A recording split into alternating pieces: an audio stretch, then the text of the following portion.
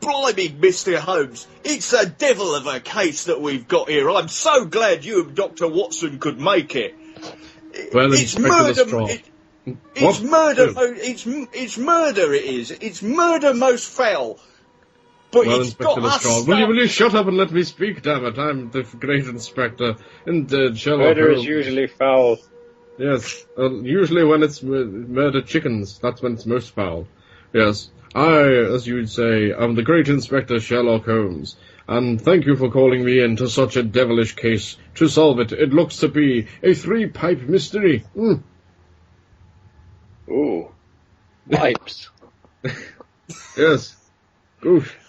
Oh, well, it's got us stumped, it has to be said. What can you make of it, Mr. Holmes? Well, I seem to have deduced from the preliminary glance at the crime scene something that many of your police officers have not even decided to look at. No, they have fallen afoul and missed out on 10 specific clues. Monks, what are they? Well, me and my trusty sidekick / lover / partner, Dr. Watson, he's going to tell you. I will point them out to him, and he will tell you what they are. For you see appear to have missed 10 precise T-shirts with clues to the murderer. Indeed. Is that not right? Yes. See, Dr. Watson, tell Inspector Lestrade what the first T-shirt doth say. It says goosh, sir. Indeed. And now, the second one, just over here, next to this decapitated dog. He be graveyard dead, sir. He does indeed. Well, that's obvious, it's a dead dog. And now, the third one, on the mantelpiece here, next to this still smouldering cigarette. It just says marmalade. I had it on me toast. And now, there appears to be another one over here, next to the embers of the fire. I'd jizz on that for $1, sir. Americans, eh? And now, there's another one over here in the kitchen, next to the sink, where the water is still lukewarm. It says I've got sexy hands. Well, that's as maybe, Dr. Watson, but I think it's slightly off the subject. Ah, but you appear to have missed out on the sideboard here, next to the half-melted ice cube. There is another one. It says we're not horses. Well, what are we then? Well, detectives are of the highest order, apparently. And now, over here, next to this note that says, I am the murderer. It says better to be safe than raped. Sir. There's not a lot you can say to that. No, there isn't, is there? Now, over here, next to this man with the blood all over him and the knife and the crazed look in his eye. Yeah, that'll do. So, you think Stan Lee did it? No, it doesn't appear to be Stan Lee. No, it seems to be another man entirely, because there is this clue over here, next to the man screaming through the streets asking for help. Yeah!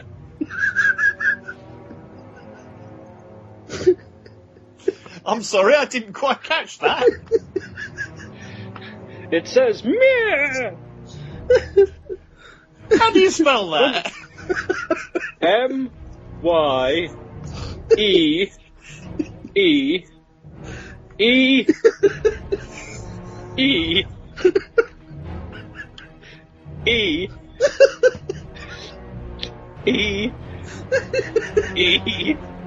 H. Sir. Just allow me to write that down. So that was M-Y-E-E-E-E-E-H.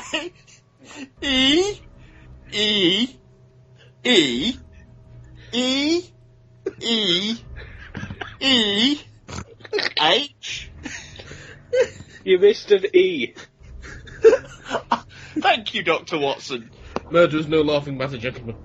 Now, No, sir. and I found another clue over here, next to this corpse hanging from the ceiling with a confession pinned to his body. And this one says another one. It says tap dancing on gravel since 2012. Wow. Time travellers? Possibly. I believe it may be. Now, if you'll follow me, gentlemen, I appear to have solved this mystery. For you see, each of the T-shirts, that with the clues written upon them, had emblazoned upon the front, Attack of the 50-Foot Nerds. On the back was written each of the clues. So you see, I deduce that people who wear said T-shirts, a choice of one of those that we found, they will be not murdered. Marvellous. So, I'll have to buy one straight away. How do I do that, Mr. Holmes? Well, let me just smoke some opium a moment. Oh, yes, there we are.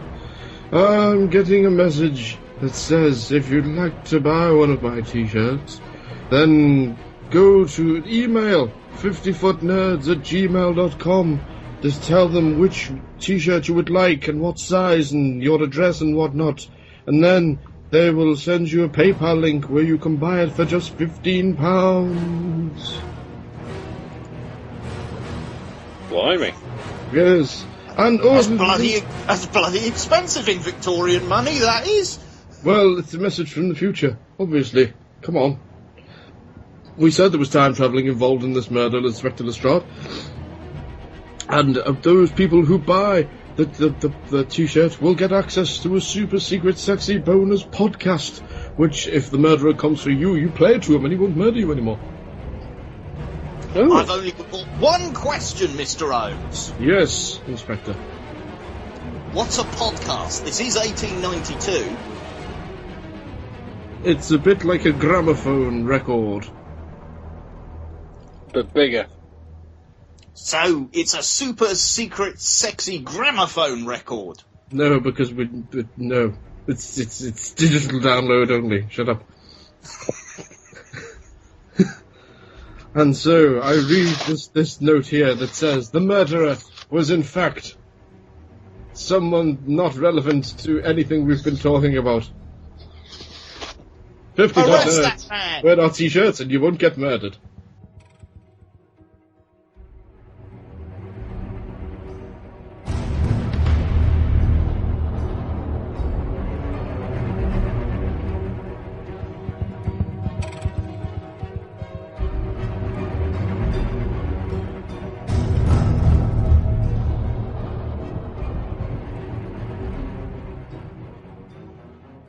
The title for tonight's podcast is Kerouac.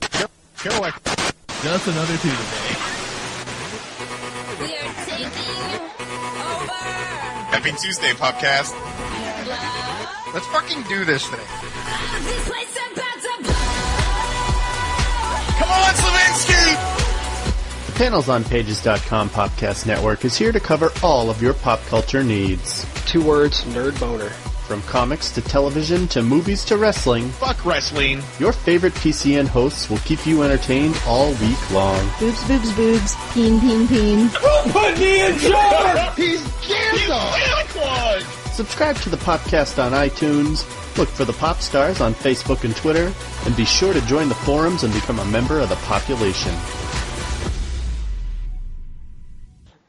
Now, the secret story in the show notes don't open it, but I was going to try and get personalised tiny URL feeds for both of you, but when I typed in, where you can choose what you wanted, they said that for Paul and for Andy were taken. So why don't you just click on the little? Oh no, you can't even click them, can you? Damn it! I was going to say click on these. Yeah, hang on. I'll see if I can put www and see if that works.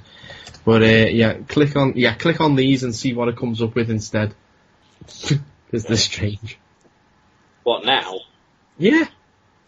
Okay. Do it now while we're talking. You want us to click on the link that you said don't open until... No. The ones I've just put in the Skype. Okay.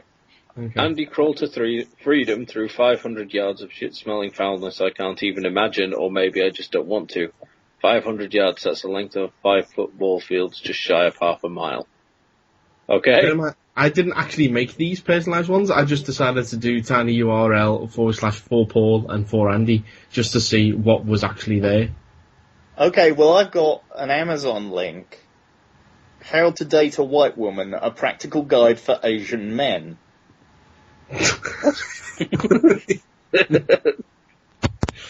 It's $30, apparently. You know, for Paul. Feel confident about approaching attractive white women.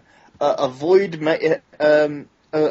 making irreversible blunders. How to Date a White Woman, a practical guide for Asian men, written by an Asian with an Asian man in mind, within the context of bloody hell, it's running out of within the context of a Western society. Provided inside are the knowledge, framework, and tools necessary for an Asian man to understand, to plan, and to put into action the steps to successfully date a white woman.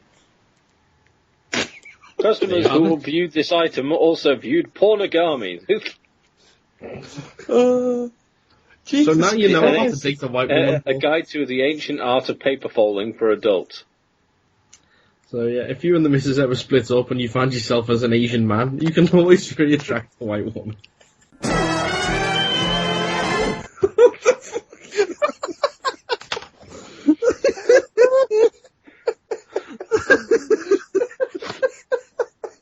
That was kind of random.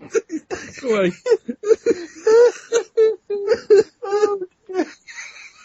Oh, my life. Oh. Oh, God, that was just weird. I think that's probably one of the strangest adverts we've ever done. Hey, it's the first one I've come up with the idea for. It had to be. Oh, no.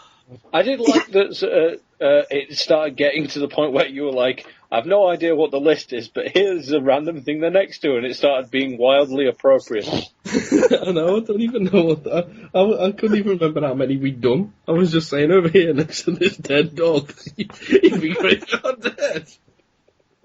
Yes, he is, isn't he? And the man screaming. Yeah.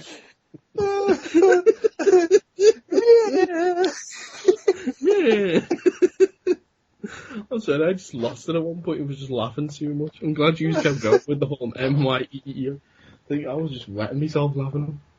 Yeah. Oh. I actually added more E's than on the actual text thing, I but I you just probably thought, fuck did. it. Hey? No, it's perfect. I just thought it would be funnier if I had more E's, if I just keep it going for a while. Yes. Because otherwise it would have just been M-Y-E-E-E-H. I just thought it was funny to just keep going E, E, E, E, E, E, E, H. Even Yorkshire. E. Of course I'm in Yorkshire. I live in Yorkshire, you dick. That'll be interesting. Oh, fucking it'll do. I always talk like this. E, I, E, E, I, E. That's basically how I answer a questionnaire. E, I, E, no. What are your favourite vowels? E, I, E, You've done that one. gum. Gum's not a vowel, it's a tribe. Gum? Should we do a show? Gregley. Well, it's either that or break out into a rendition of Old MacDonald Had a Farm. E-I-E-I-O. And on that farm they had Stanley. Yeah, that'll do! And on that farm they had a decapitated dog. E.B. Graveyard Dead. On that farm they There's no had Sean box here, Connery no with box his there. hands.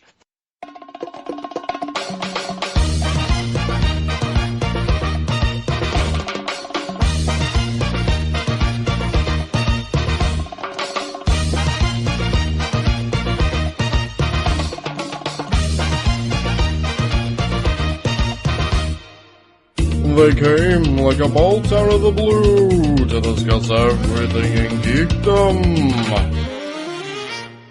The Popcast Network proudly presents the attack of the 50-foot nerds.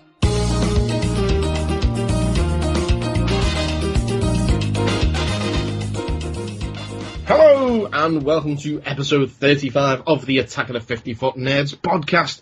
My name is Mike Bell, and with me, as always, is my Yorkshireman co-host... E.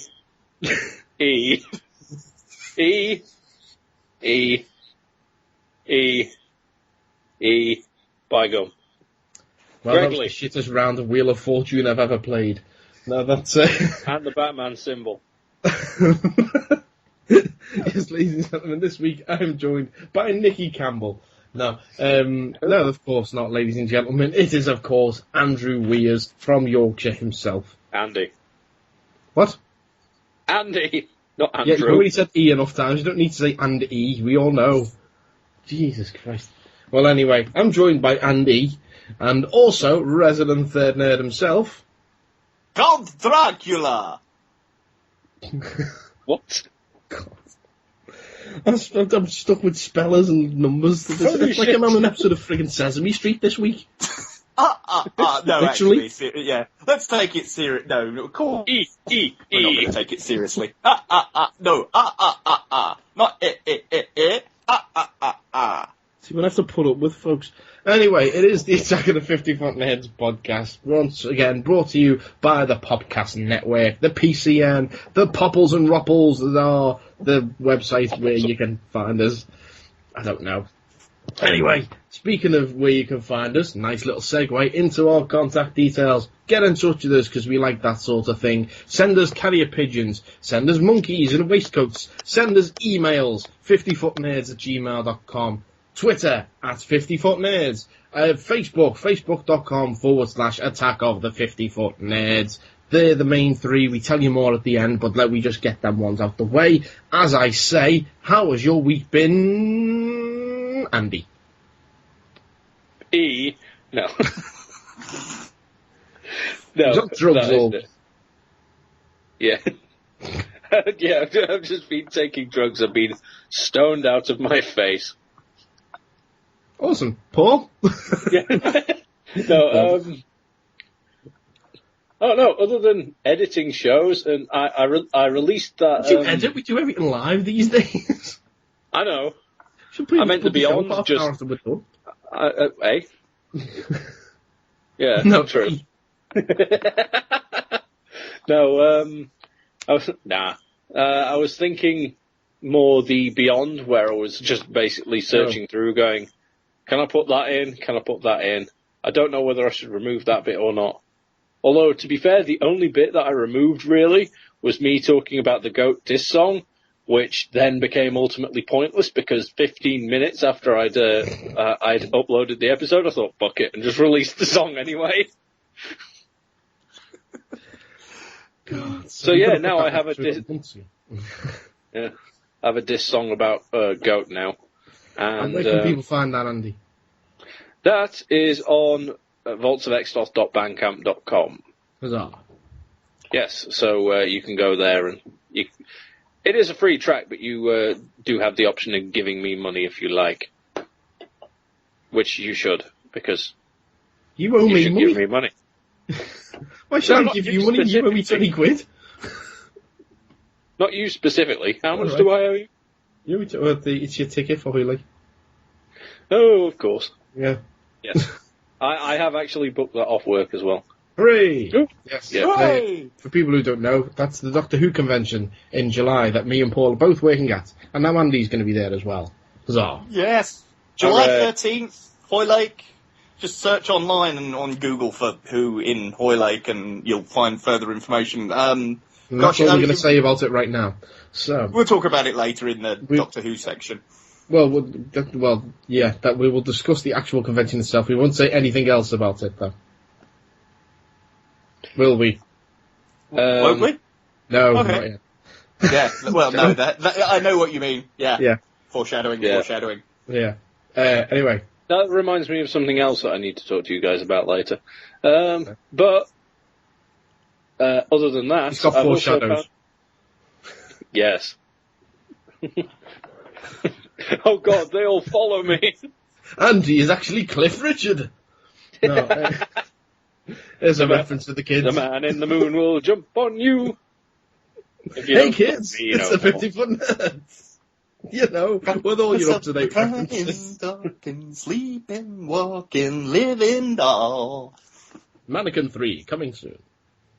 I keep my youth by talking to Satan. Why would they do another sequel to Mannequin? At this point, you think they'd just reboot it, wouldn't you? Mannequin 3, because you are waiting so patiently after the second one. Jesus. Anyway. Mannequin 3, this time it has no arms. What?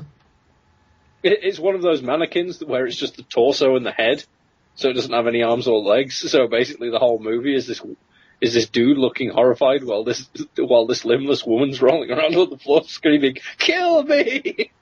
It's the laziest Auton invasion you've ever seen. Yes. So, what have you done then? Tell us. Other than that, work-related story, sort of. Following on from last week, I apparently have a shift of 7 hours with my boss coming up this week. Date, So if you will. Mm. no. So Lies. It's all lies. yeah, I'm glad no one from work listens to this. Until today. Yes, indeed. That you I've got a know special of. guest for you. That I know of. Hot boss, reveal yourself. Goosh. A man could wish. But What's going on? Who's how can you talking? hear that? Yeah. Are you watching the Oh. telly while you're doing a show? I'm not. Okay. For a minute there, I thought Joe had broken in. Oh well. Well, Paul, what It have you wouldn't been doing? surprise me. Oh, it's pretty normal week. A couple of days off, so just chilling out, what catching up on some telly and some DVDs and stuff, and then work the rest of the week. With the weather being reasonable, yesterday morning I got sent out to mow the lawn, and that gave me a chance to catch up on actually listening to the Beyond episode, which wasn't as terrifyingly horrendous as I was led to expect. So I don't don't think know. we're going to get sued. Yeah, I don't know. I was thinking. As I was like listening back through it, I was posting random quotes like the I've Sean got tiny Connery, magic creaky knees. and stuff. And then I just thought, no, I can't post that when I got to a clip of Mike just yelling, "Welcome to my rape bistro." I thought, okay, maybe I can't post that one. I almost did. Things like I that you thought can't get that'll away probably with get Mike in out of trouble. context. In context, you can just about manage it. Oh, Yeah. God, no. And then today I got sent up in the loft today and yesterday I've been set up in the loft to start sorting through, and I'm being forced to get rid of stuff, piles of magazines that going back like 20 years, and Yeah, like this, that that, and the random other. text stuff you saying, do you want some like 14 Times magazines from 1993? I'm like, no, you're all right, But yes, so been and finding old photos and things like that. I've been showing the kids. The kids have been pissing themselves today at photos of me 5 years old in school. So Jesus Christ, I was looking at the photo and it's like, my God, look at the collars on me. Wrong. I thought you were going to say, look at the colour of me. I was No, going to say, is that when you were an Asian man chatting with white women? No, but seriously, the collars on me in this photo, the wrong gust of wind, and I'd be flying to Spain. Oh, Jesus Christ! Fair enough. So anyway, that's kind of been my and the other thing that's happened this week is my wife, Kat, the lovely Kath, is now obsessed with the Kardashians. Oh, God. Yeah, exactly. Or Cardassians, as she keeps calling them, but I have to point out, no, Cardassians, spoon-headed aliens from Star Trek Deep Space Nine, Cardassians, there's a shh in there. He who controls the spice controls the...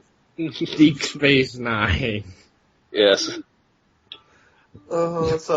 Yes, she does like her shit telly, unfortunately. Freaking, that's the thing about the Kardashians, man. It's just like, what, why are they even... I just don't understand it. And like, as has been well documented in the past, there's two semi-attractive ones, I suppose, and then there's the third one who looks like, she's hanging out with Hagrid, at Hogwarts. Mutants! Yes, mutants! That's why they don't let them have the lights on in the house. What? Oh, sorry, I thought you meant she was one of those, like, mutants with no eyes. Oh, if she's got me purse. I can't find it. I know. I wanted to go play on the swings. Well, Paul, you were saying she doesn't watch the Kardashians, the main show, is it? The other one that she watches. Apparently, it's been on all day today, so she's been watching. It's Kim and What's Her Face Take Manhattan. Except that one of them spent most of an episode that I sort of randomly caught walking through the room in Dubai. So, okay, what? Go figure. Yeah. No, we were saying it's the two semi-normal ones in that one, because if they had the third one, the tall one, taking Manhattan, it would literally be like she'd be having to fight Godzilla and everything, smashing down skyscrapers and that, At the minute, the show setup is basically just they go and find as many glory holes as possible. Oh, God. That would be they get taken by Manhattan, wouldn't it? Oh, man. Yeah. It's literally, it is a modern day version of Debbie Does Dallas, essentially, that program. Except without drugged up teenagers. For kids.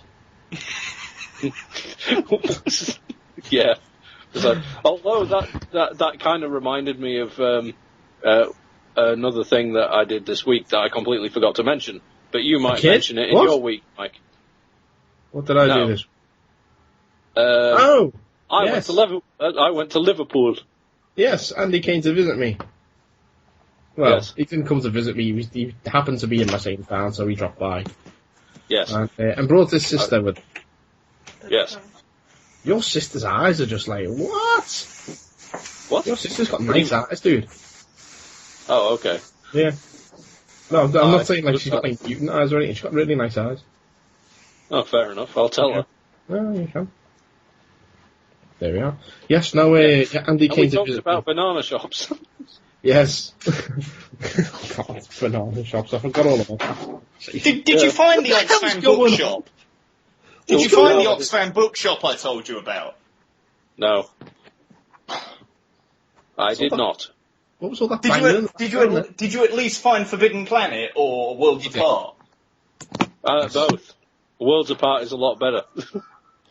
Yes, I agree. It's bigger. That's Forbidden Planet International as opposed to Forbidden Planet UK. Yeah, because that's not going to. But he came and visited, and I was eating my dinner when he came. Yep. And Goosh. Yeah. Do you know what we've got to do? As I said, because me and Andy we signed a couple. We still got a few of the flyers left over that I ordered last year, so we ended up signing a few of them for Andy to take to C2E2 with him. And I said we needed to sign one for a certain person, and we forgot to do that one. No. So. Yeah. Yeah. So if Andy might be coming back over this Thursday because we're going to go and see Evil Dead possibly. So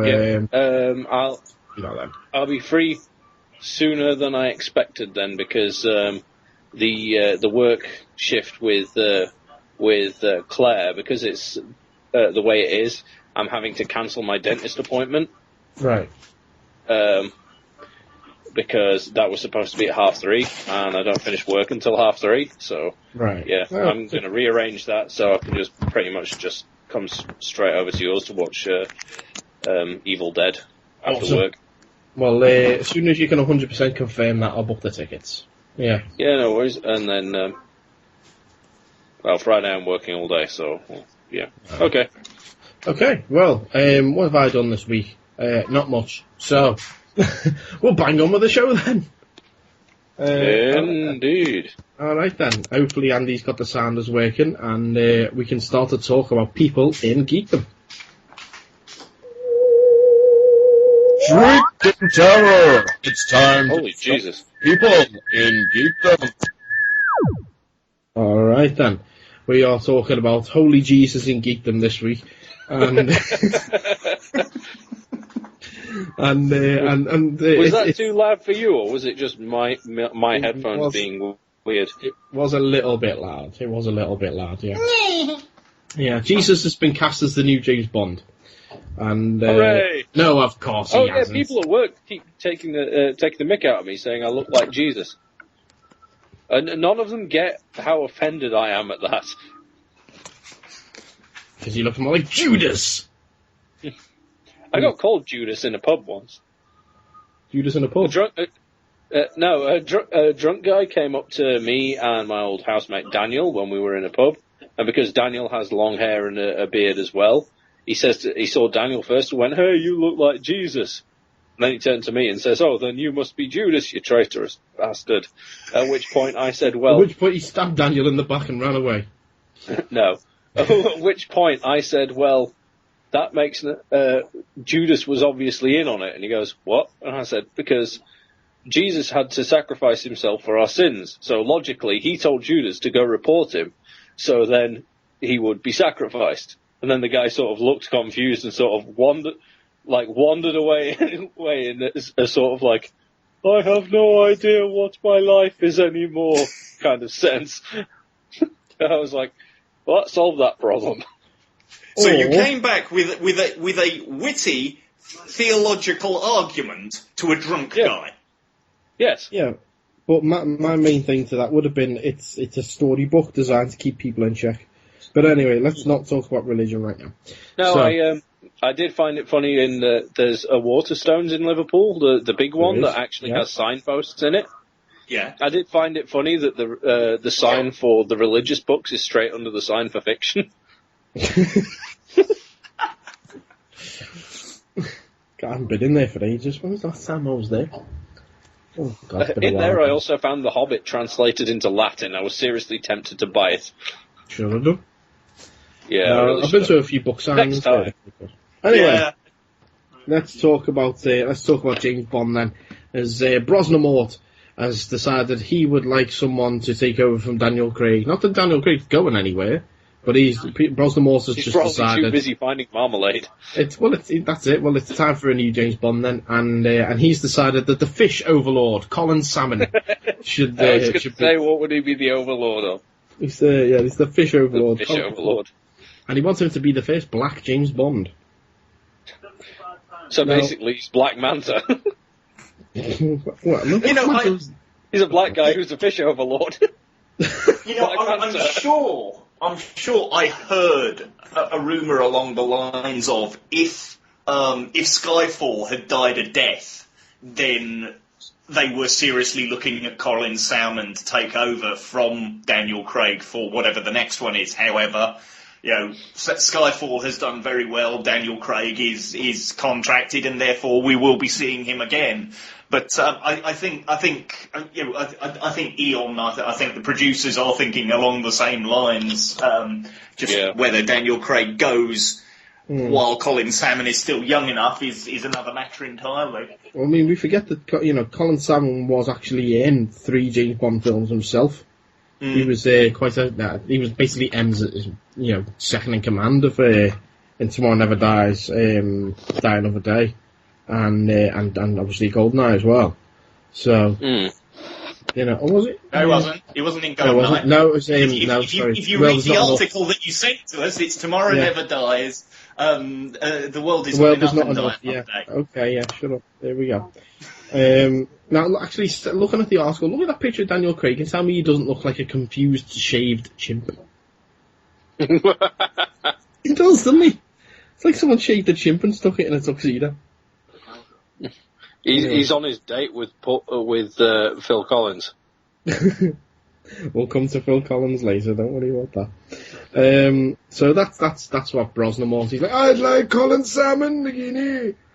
And yeah. Next up, we've got a woman by the name of Gina Carano. I've never heard of her, but apparently she's some on television or something in America, and she's also she used to be an American gladiator. Oh, cool. Yeah, and she said that that explains that photo. Well, yes. You stop moving ahead, Jesus Christ, man. Yes, no. She. Oh yeah, that reminds me of a story in any other business. Anyway, yes, no. She says she'd like to play Wonder Woman. She says that she would absolutely be interested in the role if it was written well. She says. We should get the costume from the porn remake, because that it actually looks like it would be a really... That does look like an amazing costume. Yeah. Now, yes, she's. We've got a quote here from her, which I'm going to do in the Clarice Starling voice, a.k.a. the only female voice that I do. So, ready? Yep. Actually, I think that would be fascinating if done correctly. If they did it more in a way where they're humanizing her. She comes from our female planet, something the world hasn't seen. I just think that there's so much story there.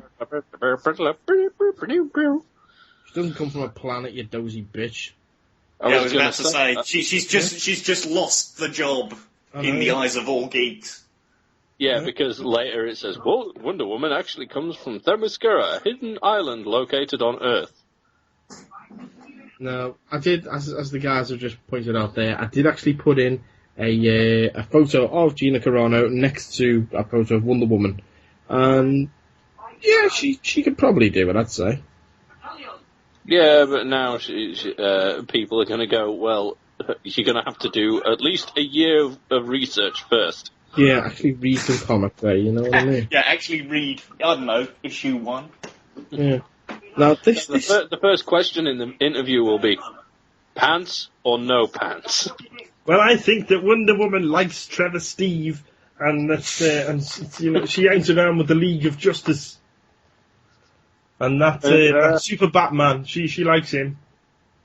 Yeah.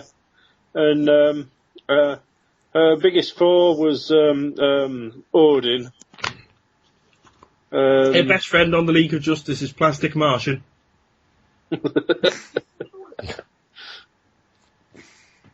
Hawkman Girl, the hermaphrodite superhero. Yeah. Okay, Hulk next Lady story. Boy. Oh, hello, I'm Hawk Lady Boy. I got a big hammer. I'm going to take you down, soldier boy. Calm down, Ming. Now, this was almost a whiny bitch slap, in a way. I suppose technically it is. So, but he wasn't responding to anyone that was complaining. So, more of a just a bitch slap in general. Not even a whiny bitch slap. Take that, bitch. Yes, this is Professor X got mad.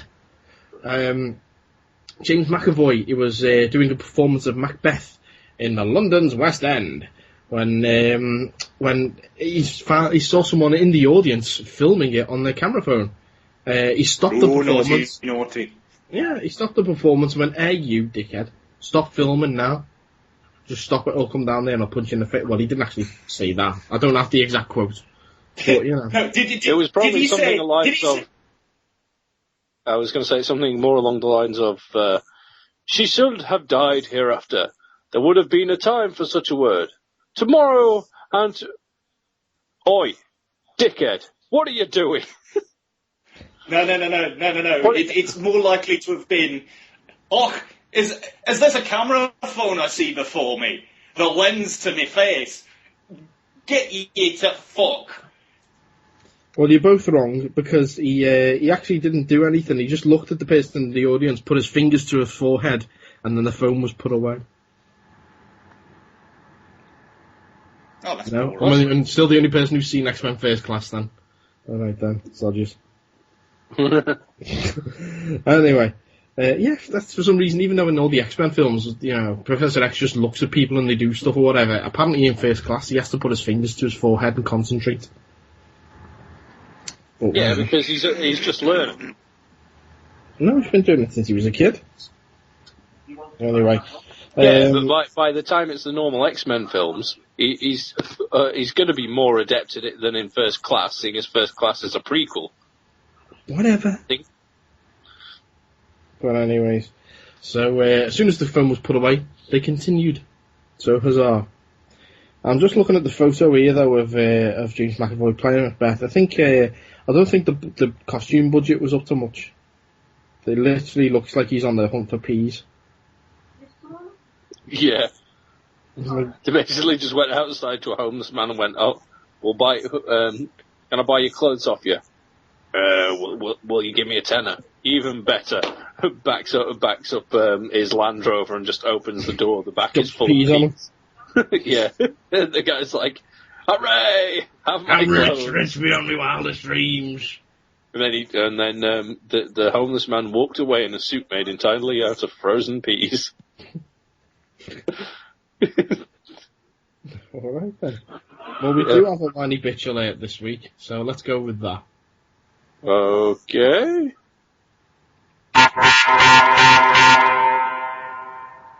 My ears. Yeah. Sorry. Well, this week's whiny bitch are Munchkins. Okay, Yes, Munchkins. they've complained about beyond the 50-foot net. No, they haven't. Hey, Mom, jobs in the beast bar. Everybody's heard the Goebbels and Gerbils. Oh, the man of the Munchkins is here. And we'll all go and get jobs at the bistro because we're all do my impression of the mayor of the Munchkin City then. Who gets it? It's like you've got three core people. You've got three core Munchkin impressions. You've got the man of the Munchkin City. You've got him, and then you've got we represent the or whatever. You know, the one. You know, the ones who look like midget versions of Popeye. And then you've got and then you've got the girl ones who come out and the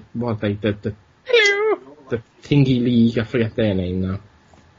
Anyway, but yeah. So Justice League. They're the Justice League. Justice League of Oz. Yeah. It's mainly Green Lantern, I'll be honest with you. But, yeah.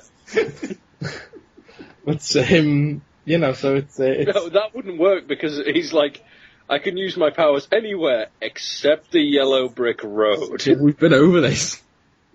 Yeah. Yeah, the Sinestro Corps are really taken over. Yeah, no, it's so the Munchkins are kicking off this week. I say Munchkins. There's two of them because they appear to be the only two left alive. We've got Munchkins, Ruth Duccini, who's 94, and Jerry Maron, who's 93. Basically, for those of you who don't know, we're not going to go full in depth on this. Margaret Thatcher died this week. She'd be graveyard dead, and she's a dick. Yeah. There was a campaign launched to, when she died, to get Ding Dong, the Witch is Dead, on to number one in the charts. Yeah, so that was the plan, and a couple of Munchkins have kicked off. It didn't get to number one, by the way, just so you know. A couple of Munchkins says that it was terrible that it was on course to re-enter the chart this week. It says the pair who were among the performers to sing on the track said that it was wrong to hijack the song to celebrate somebody's death. Duccini says, "Nobody deserves to be treated in such a way. When we were filming the movie, no one intended it to be used in such this way. I am ashamed, I really am." Oh, it's a woman? Oh well, whatever. She's 93, she probably does speak like this. Yeah. She said, she added, "All over the world, The Wizard of Oz is cherished as a family film. Mums and dads and their children sit down to watch it together and enjoy the story, songs and dancing. Everyone loves the movie. Everybody loves The Wizard of Oz. It's magically heartwarming, and the campaign makes me feel very sad." And it does look like in the photo here, Margaret Thatcher's going, "Calm down, dear." To me, it looked like she was going, What up, homies? You must be this tall to take the piss out of me. Sorry, munchkins. Back to the bistro with you. And then Marion has added, "It's shocking that the song is being used to celebrate the death of someone. Thatcher was a great lady, and I'm upset that she's passed away. Apparently this munchkin's voiced by Columbo. It's sad that people feel like this. But I just got one more question for you. Would you buy the record?" I'm asking you guys, would you buy the record? No. Yes. No. Yes, no, yes. Ooh. No. Yeah, Split decision on the 54 nerds. Ooh. I would, just because it's funny. Well, as it turns out, BBC Radio 1 confirmed that they would not actually play the full track, deeming it in poor taste. However, they will play a short clip on a news bulletin explaining why the song was charted. So, Dicini and Marin are two of the three surviving munchkins. There we go. So soon they will be extinct. Genocide in the Oz Kingdom. So yeah, there we are. That's what we've got for people in geekdom this week. So unless there are any objections, I'm going to move through to film news. No objections, unless I cannot find the sounder, in which case there is an objection. That's why I was saying to you, to give you time to find the sounder. I have no objections, Your Honour. Oh, wait, hold on, sorry. I thought you were jumping in with an objection. Objection! Thrills and chills abound in movie news. Okay, this week in film news, the first story that we've got this week is, as I mentioned previously, Tarzan. I said we'd be getting to Phil Collins, and this is a perfect place to say, "Oh, what an Oscar!" Indeed. Because the Tarzan movie that Warner Brothers were about to make has been shut down, even though they'd actually cast a lot of it. Alexander Skarsgård was due to play Tranny Zan, and Jessica Chastain from Zero Dark 30 was in talks to play Jane, Tranny Zan's female alter ego. It was shut down because of, quote, budgetary concerns. Harry Potter's David Yates was attached to direct. This is the same guy who just randomly out of nowhere a couple of years ago went, "I'm going to make a Doctor Who movie!" And everyone went, well, you know. And then he was like, "Yeah, I am. Honest." And everybody went, "No, you're definitely not."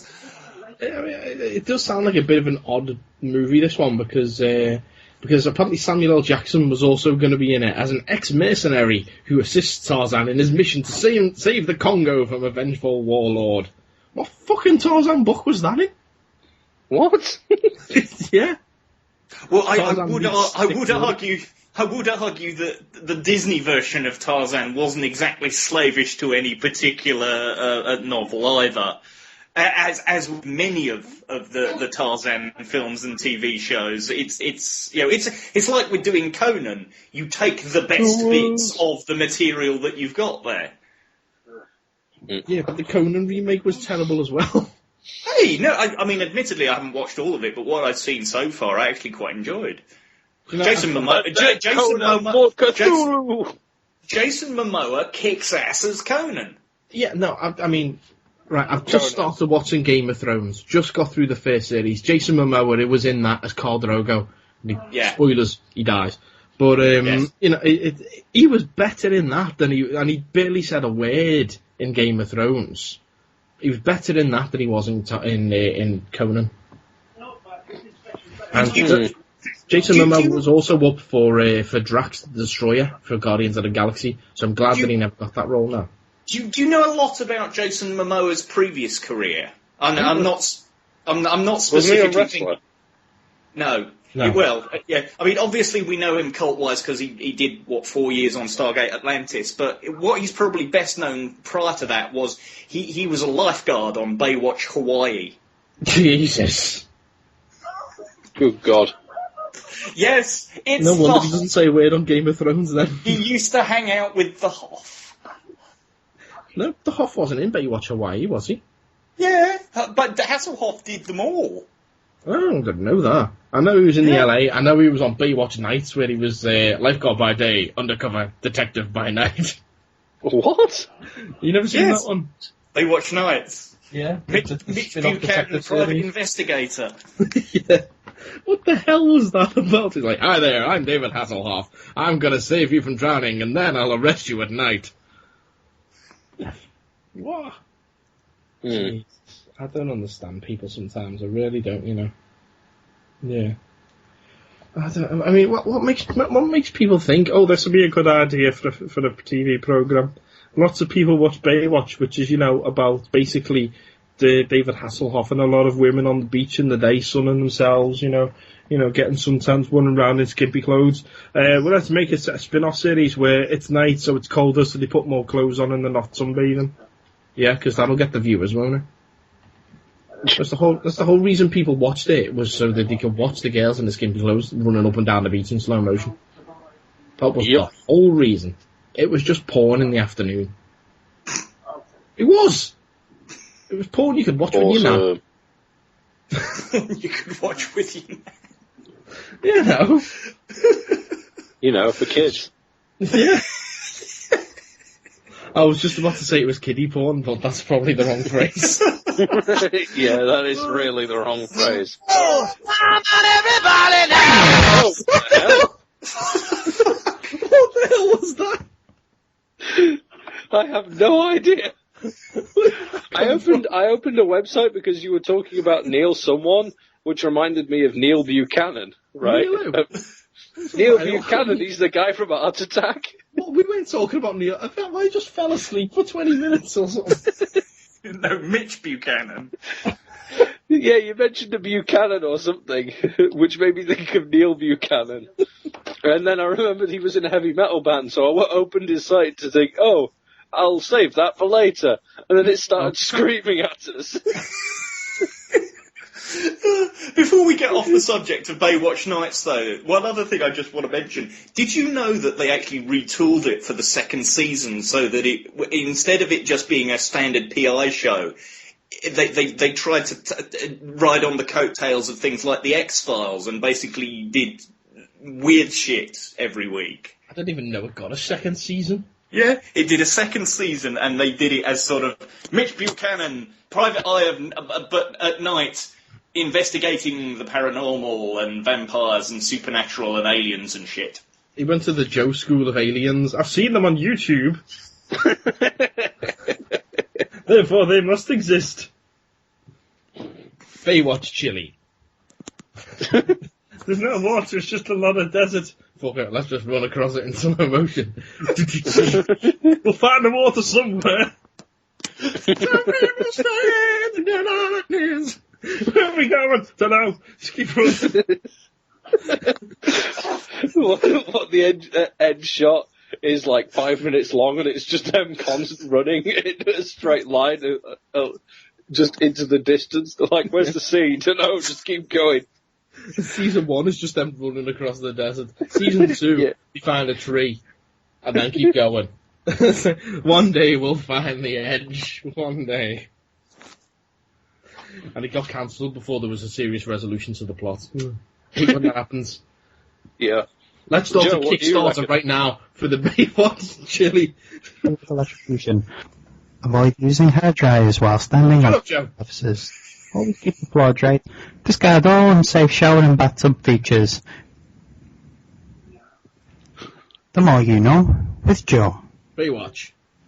G.I. Joe. Baywatch. Oh, God. That's the theme tune to the new Baywatch. It's just Joe talking about bathroom products. Oh my god. I'm totally Some making people that clip. stand in the shower and hold on to handles and things to avoid falling over when things get all slippy and they drop the shampoo and stuff. Health and safety, when you're in the shower. Oh,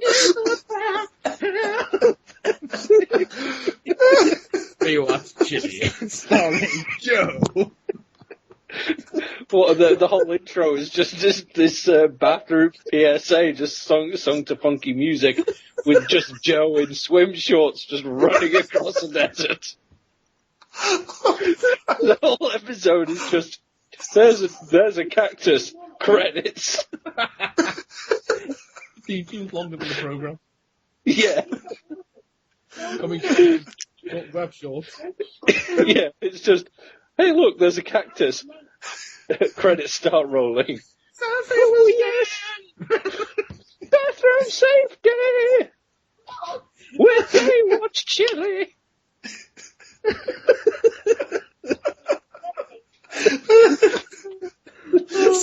Stop it, it hurts! The Pamela Anderson's body running down the beach now.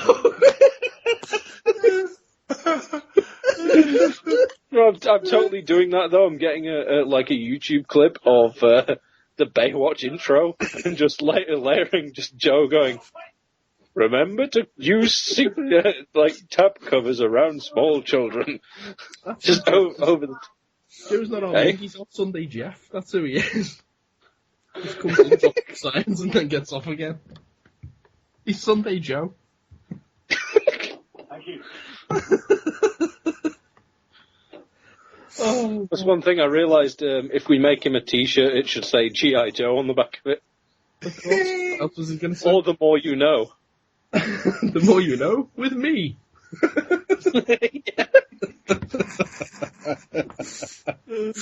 No, it should just say on the back, when standing in the bathroom, make sure you use proper health and safety procedures. Yes. Like a big long essay down the back. It's almost as long as the Hey Rod shirt. Oh, God. Anyway, what were we So there talking you go, about? I don't remember what we were talking about now. Tarzan. What's that got to do with you? Were we? An Oscar. Baywatch. What did the food? It was me, listen. Bathroom safety! Bathrooms! Make sure your bathroom's tidy. Don't follow me. More you know, with Phil Collins. Or an Oscar.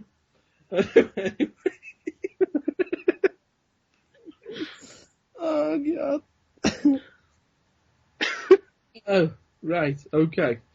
I'll be a monkey's uncle. I'll be a monkey's husband. Only as long as he's wearing a trilby. But there was another thing that I've just remembered. I'm actually going to get a trilby. Oh, God. What did you say about the children? Oh no, that's all that Joe's wearing when he's running across the desert is just swim shorts and a trilby. Oh, baby! Man of Steel, so Jesus. I'm glad that Beyond went up, because otherwise anyone who'd picked up listening to this show after we joined the PCN would be like, the fuck is Joe? You know, he's that guy who went, help, it's a tit! And Yeah.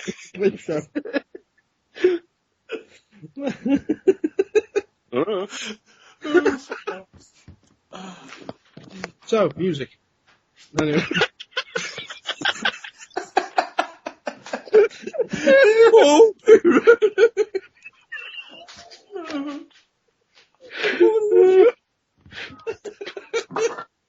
Can I have some of that chutney?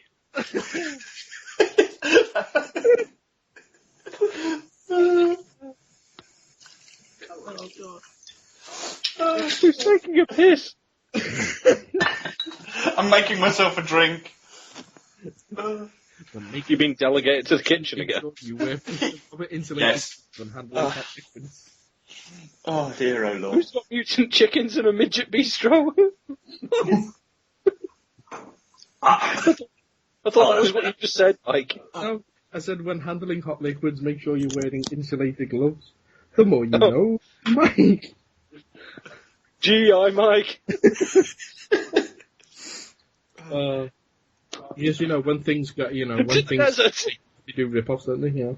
Like Baywatch Nights did X-Files. Yeah. Yeah. Do.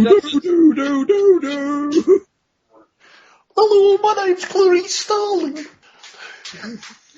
Why does she sound like Mrs. Goggins in Postman? Hello, Pat. I come and be your wife. Oh, God, and then the show exploded. Anyway, what were we talking about? Tarzan. No, we're moving on. Allegedly. Actually, yeah, we're going from running across things in tight red costumes to another one, because we're going to talk about The Flash now. Because, segue. The Flash. It's almost as if... It's almost as if it was planned. But it wasn't! That's the mad thing! If that was a segue, that's got to be the most randomly bizarre segue ever created. Oh, God. This is why they don't do Last Week in Pop anymore, because we just break it. Yeah. Just because Mahoney will go, we're not including any of the Attack of the 50-Foot Nerds show, fuck it. They just put the show back up as Last Week in Pop. Yeah. Okay. Right. The Flash. We're talking about The Flash now. Apparently, Warner Brothers, if they haven't already cast them, they certainly want this guy to play The Flash.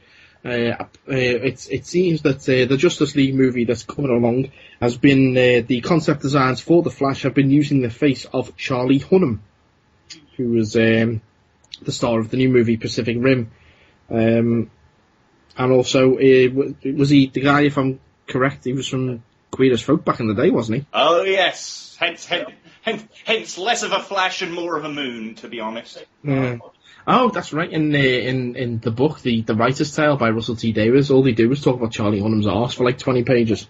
And he was only, 16 at the time, 17, thereabouts? Yeah, something like that.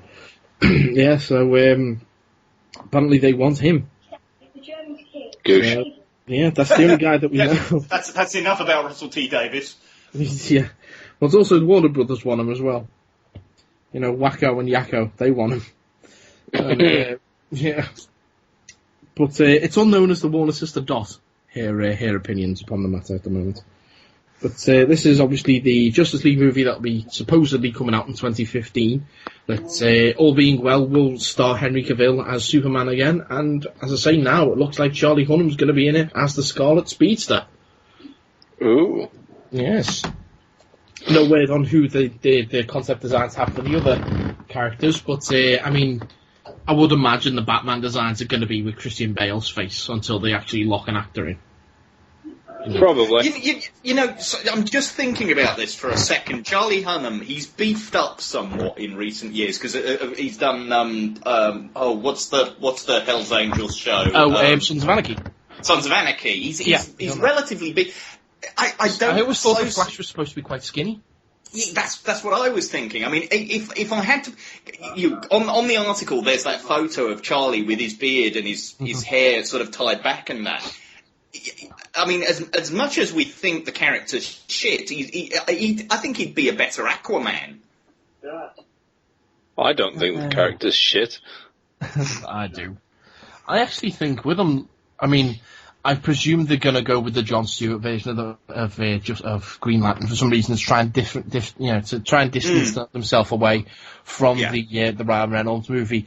I mean, if they went with, say, like the Kyle Rayner version or something like that, it's still a white guy. People might get confused with it being that version. So I think to go black is a great way to distance themselves from it. They might go with the new Green Lantern, Baz.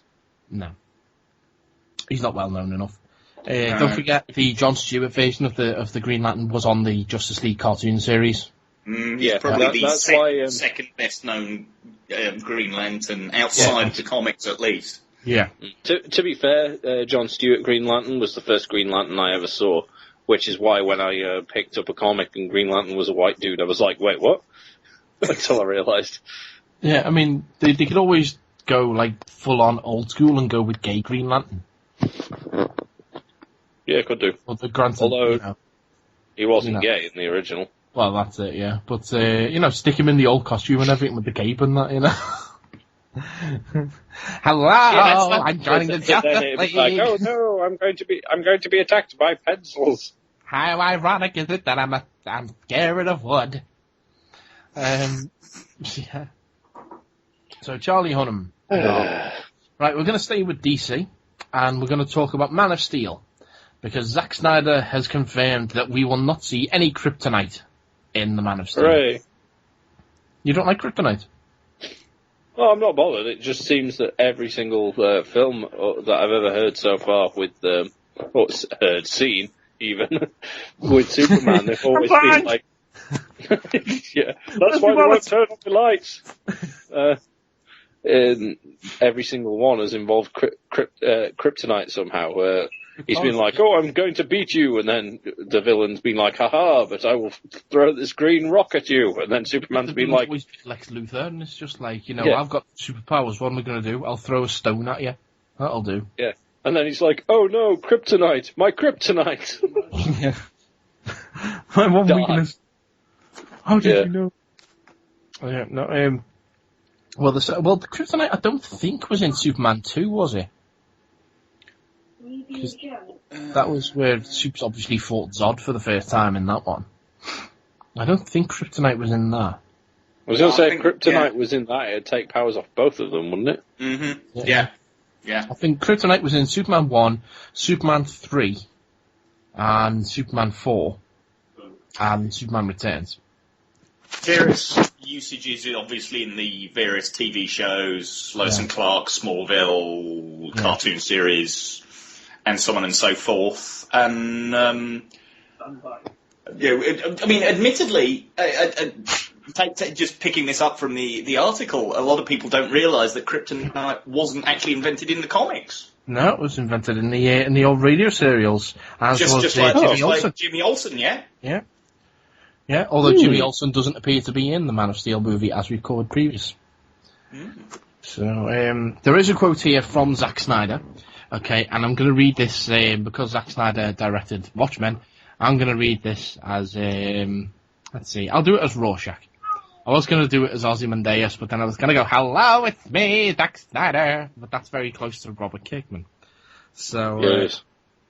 Okay, so this will be, I'll be honest with you, there's no kryptonite in the movie. It's all emotional kryptonite. Right. That's it, because it's just basically saying that it's his humanity that's his kryptonite in this one. As opposed to it being a physical, it attacks him physically, is Zod's attack on humanity is what is kryptonite. I prefer the idea that Superman's being attacked by a kryptonite monster that's powered by emo. What? Yeah, he basically turns up and then he's like, oh, what have you got to face me? I can beat anything. And then all of a sudden this kid walks around the corner just glowing green and listening to My Chemical Romance, and he's like, oh God! My one weakness. Emo teenage boys. Wow. And then... yeah. Which is also Russell D. Davis's weakness, apparently. The 50-foot nose was sued by Russell D. Davis today. The Man of Steel was arrested today for trying to chat up emo teen boys. Oh. Lois Lane is said to be devastated. Jimmy Olsen is said to be standing on the rooftop saying, why not me? This just in, Jimmy Olsen has jumped. Lex Luthor doesn't know whether to be pleased or slightly disturbed. Lex Luthor is kicking himself for being bald and not being able to have a floppy haircut. Anyway, next story is we're going to move from Superman to Captain America. The design for his costume in Captain America, the Winter Soldier, has leaked out concept design this week. It was originally on comicbookmovie.com and has since been pulled down by Marvel. But the picture has popped up here, there, and everywhere, all over the internet, and I've actually got a copy of the picture for the guys now to take a look at. What do you think? Looks alright.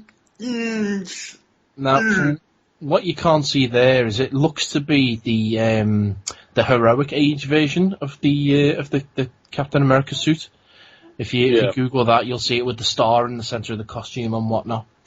Don't appear to be any wings on the side of the helmet that I can see. No. There's no reason that they shouldn't be there, and it's not like... No. Yeah.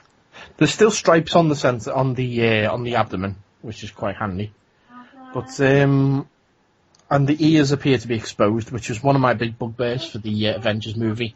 The fact that Cap shouldn't have been able to hear a thing that was going on because his ears were covered the whole time. See, even outside of a military scenario, I still think he looks better in a military-based outfit than when you're trying to do something realistic, as opposed to Cap in his spandex from the comics.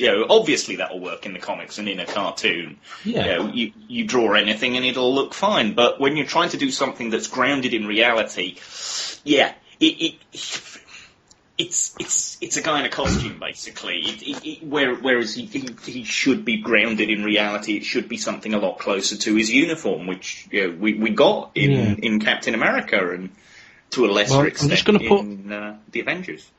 Just going to put a link to the original comic book movie article in the Skype box here. They've actually replaced the picture with a copy with a drawing of Cap in his heroic age costume, so you can see the chest a bit more as to what the movie version is going to look like. I mean, this is very similar to what we're actually looking at in the picture here. Very, very similar indeed, actually.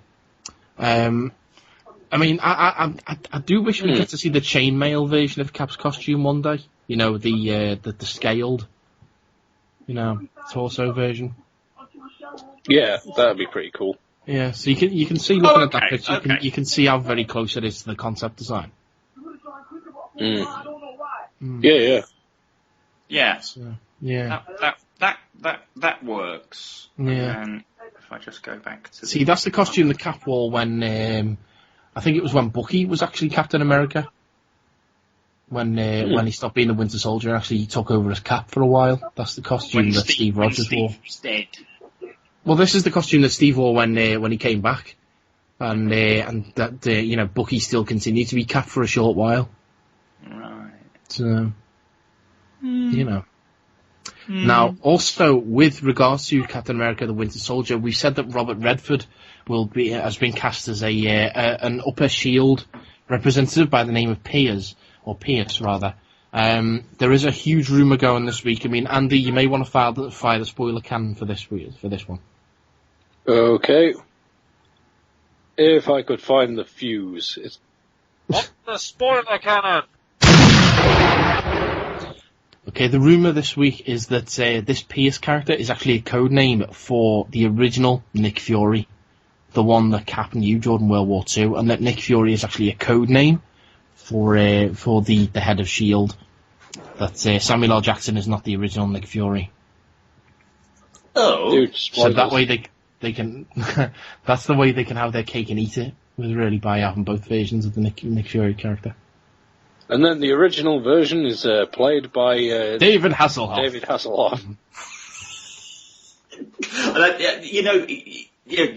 We knock the Hoff, but you look at the pictures of him as Nick Fury, Agent of S.H.I.E.L.D., and he does look damn good. Yeah. Especially that scene where Nick Fury's running down a beach. And runs into Joe. What? Yeah, I was going to See you there, Joe. Listening to that through PSAs. The more you know with Nick Fury. Agent of S.H.I.E.L.D. Joe is a howling commando. So, I mean, what do you think to that? So, I mean, no idea if it's true or not, obviously. That's why just in case it was true, that's why I decided to fire the spoiler cannon. Oh, okay. If it's true, then my reaction is... I still hope this will be the theme tune. Wow, that's my favourite.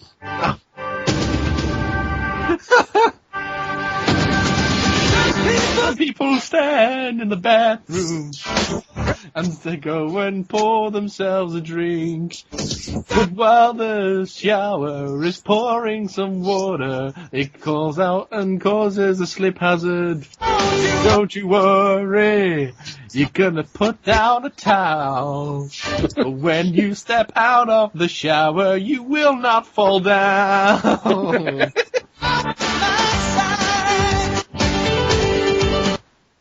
Etc. And so on. The more you know with the Baywatch theme. GEI Baywatch theme.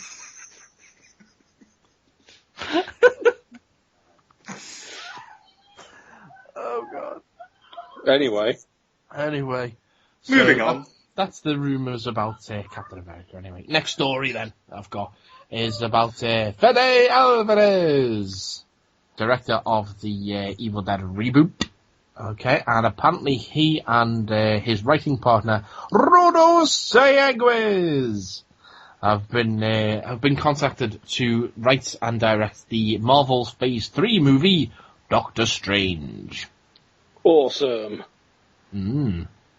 Now, because Doctor Strange would only really work as a horror movie, to be fair, anyway. So, well, the rumor is, I don't know how true this is or not, and from all, I mean, it is just a rumor. I personally don't think it's true, but the rumor is that Doctor Strange has a cameo in Thor: The Dark World.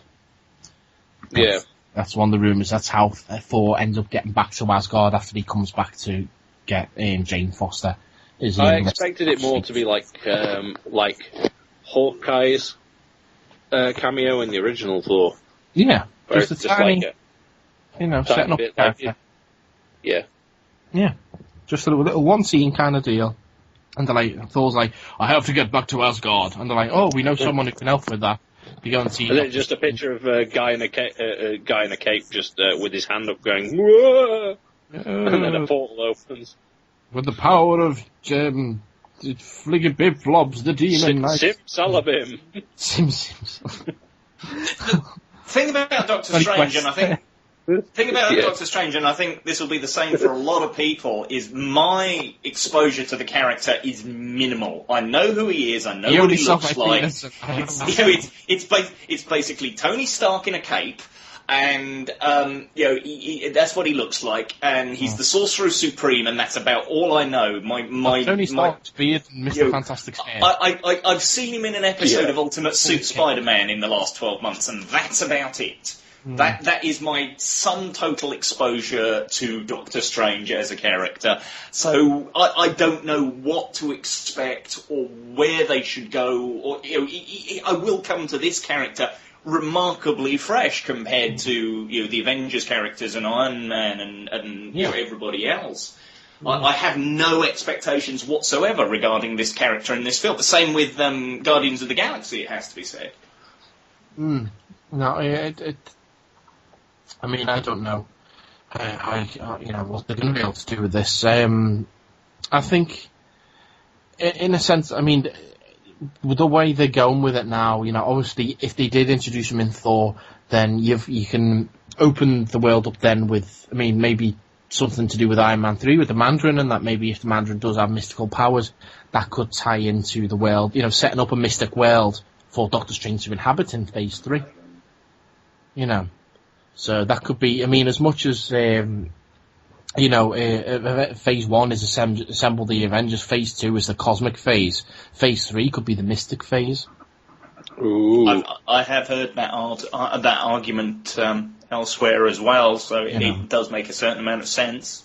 Which could then pave the way into some kind of mystical accident, which is, if the Planet Hulk thing does come true, that could be how Hulk gets back to Earth, is using some kind of magic spell or something. I don't know. And then they recruit Voldemort. Hello, I've come to take you down, Hulk. Played by Pierce Brosnan.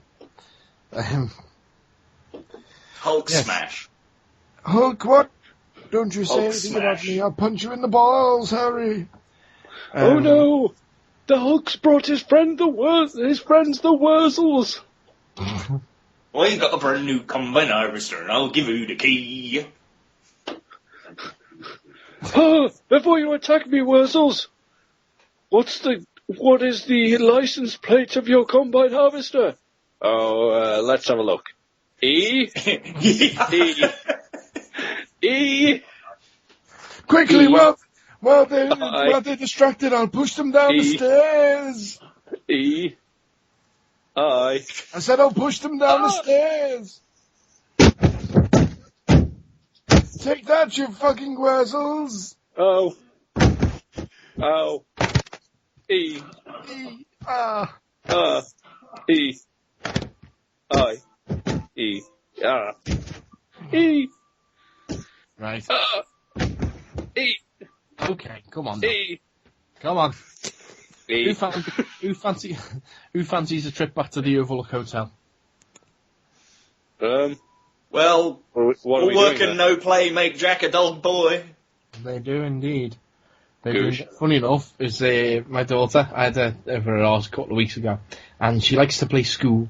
Like, she'll give you a pen and a piece of paper, and she makes you do your homework and stuff. And she gave me a piece of paper, and she went, right, Daddy, I want you to write down. And so I was doing my schoolwork, and I wrote on there, and I wrote all work and no play makes Jack a dull boy. I wrote it like 6 times on this piece of paper. Made me laugh, but she didn't have a clue what it was. You know. But, anyway, yes, Glenn Mazzara, who was fired as the showrunner from The Walking Dead, he was kind of stuck in limbo for a short while as to where he was going to go. Well, it appears that he's been snatched up by Warner Brothers to write the Overlook Hotel is a prequel to the Stanley Kubrick version of The Shining. Oh. So, yeah, I mean, obviously it's well documented that Kubrick wasn't a fan. Stephen King wasn't a fan of the Kubrick movie. He left a lot out and what have you. So then Stephen King went and I think he produced a TV movie version of The Shining a few years later. That's the one, yep. Not great, I'll be honest with you. But was it directed by Mick Garris, I think? I've got a feeling it was. Yeah, so now bear in mind that Frank Darabont is big friends with Stephen King. Yeah. And obviously Frank Darabont and Glenn Mazzara have both been involved with Walking Dead, and indeed have both been fired by The Walking Dead. Wouldn't it be awesome if Glenn Mazzara, Stephen King, and Frank Darabont all got together to kind of work on this? Stephen King can right some of the wrongs of the past with regards to the Kubrick movie. Frank Darabont can direct it, and Glenn Mazzara could write it. How awesome could that be? Well, let's face it, Darabont was involved with the decent, successful King adaptations, because there's so many Stephen King novels that for every Green Mile or Shawshank Redemption, there's a Cujo. You've got a Cujo or the Running Man. Yeah. So the Running Man was awesome.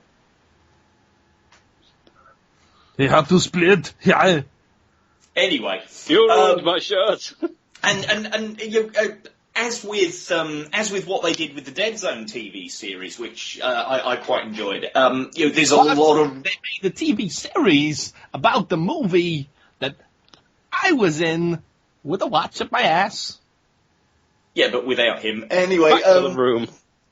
Whoa! Back in the room. Anyway, there's a lot of weird science playing me. Yeah, him. Yes.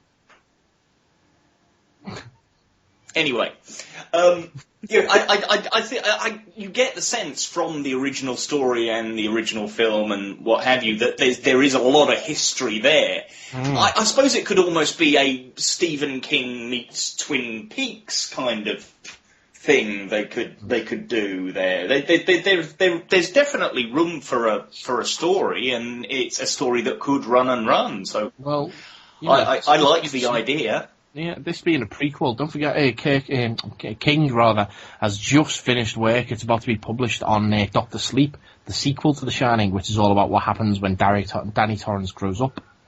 Red rum! Red rum! Red rum! Red rum! Okay, well, the Grand National was a couple of weeks ago. It's a bit late now.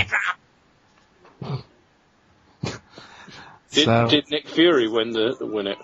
Yeah, Samuel Jackson was running all over the place, man. He's all over that shit.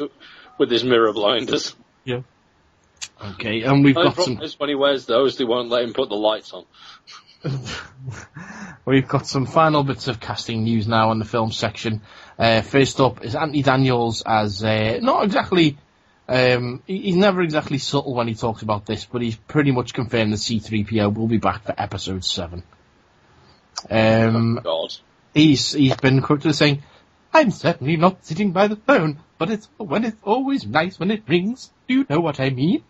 So basically he's saying, yeah, someone's rung me up and told me it's going to be happening. He's basically said, don't die between now and 2015. So, there you are. It would be slightly weird if he did. It's like, I'm going to be in the movie. Anthony Daniels. No, that only works if Tom does it. Yeah, and it's not Rob Liefeld, damn it. Quick, someone ring. Is Rob Liefeld going to C2E2? I don't think so. Damn it, I was going to say, if you get a sounder off him saying, "You're listening to the Attack of the 50-Foot Nerds, my name is Rob Liefeld," and suddenly an anvil hits him from above. Yeah. Anyway. C2E2, the Warner Brothers cartoon of conventions. And, well, speaking of the C2E2, our final story this week is about two guys who will actually be there. One is at that Kevin Smith, and the other is, oh boy, it's Stan Lee! Wait, Stan Lee's going to be at C2E2? Yeah, I thought you said he was there. That's why you're not going to bother trying to get his autograph, because... No, that was Adam West, wasn't it? No, I'm sure you said Stan Lee was going, and you weren't going to bother trying to get his. You were like, "There's no way he's going to be able to get his." No, I was using Stan Lee as an example. Oh, that's just ruined my segue now. Anyway, it's a story about Stan Lee, so you know what to do. Where are you? I was setting you up for a nice intro there. I know. I'm just trying to find the Stan Lee sounder. You can't get the stuff these days, I'm telling you. No, apparently not. Oh, well, apparently I didn't include it in my list. What the... For God's sake.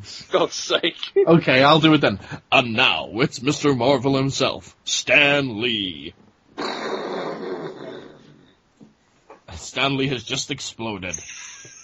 Apparently. Can you find it or not? I'm just having to open the file. God's sake. Hold on. It's alright, we'll cut this out. Your incompetency. No, I'll leave it in. Panels on pages. We're all professional here. Apart from me.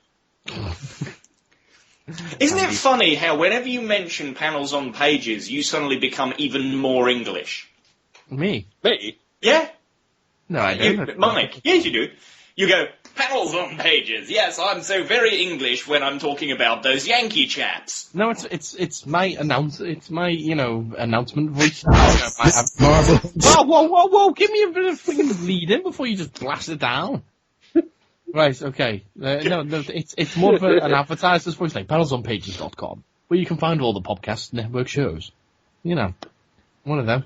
You know, for kids. Whereas otherwise I go, in a world of panels on pages, you know. That kind of thing, you know. So, anyway, let's talk about Stan Lee. And now, Mr. Marvel himself, Stan Lee. Thanks for that prompt introduction there, Andy. Okay. You're welcome. Okay, on the latest episode of Fat Man on Batman, Stan Lee was interviewed by Kevin Smith. Quite why he was on Fat Man on Batman, I'm not entirely sure. They only talk about Batman for all of, about 2 minutes of an hour-long podcast. But it was revealed on that podcast that Stan is actually going to be in a post-credits clip on Jane and Silent Bob's Super Groovy cartoon movie. And also, Kevin Smith offered him a role in Clerks 3. He says that he's written a part for him, and it's going to be in the first 10 minutes of the show, of the movie. Is he going to be fucking a donkey? I don't think so. I'd like it to be back with Brody. Oh boy, I love to rape donkeys. Brody's all like divorced and got no money and stuff like that, and he goes, "Well, Brody, I'm sorry, I gave you some bad advice. What do you want me to do?" I love to rape. You know. That's what I'd like to see in the first 10 minutes of the show. Movie. Whatever. Shut up. Yeah. So, how is it that the pictures they've got on this article here, how is it that Stan Lee from Mallrats looks older than he does now? The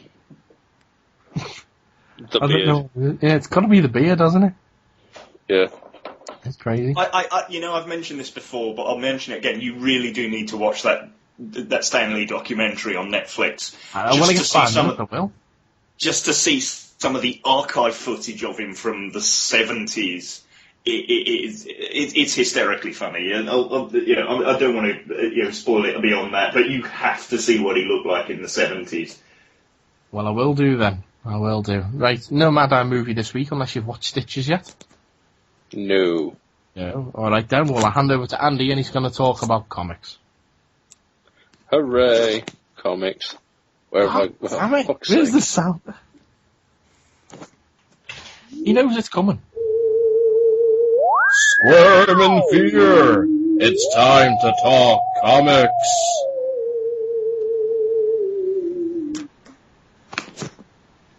Yeah, Ready? Okay. Yeah, I suppose. Right, firstly, one that you've given me. Mm-hmm. Goosh. Which is... Goosh. 2000 AD! We've been talking about Judge Dredd quite a lot recently. We have. And, so that's a good thing, seeing as 2000 AD has teased a Dredd 3D comic sequel. Ooh. So the anthology will continue the story, which began in the movie. So, the Carl Urban and Olivia Thirlby starring film entered the top of the UK box office chart, but a disappointing performance globally has made a follow-up movie unlikely. America! You Yankee bastards. Yes, you Yankee chaps, you. Panelsonpages.com. They denied Judge Dredd a sequel. Indeed. And that's pretty much it. Yeah. Lee's actually one of the ones who likes it, so. Yeah. To be fair, most of them like it. Just to clarify, this teaser image actually came with the Judge Dredd Megazine logo at the bottom, so I suspect it's the Megazine it's going to be in rather than 2000 AD. That was that was exciting.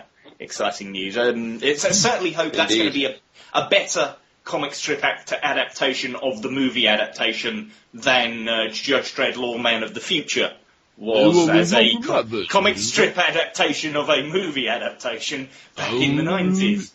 With a lot of foil cover.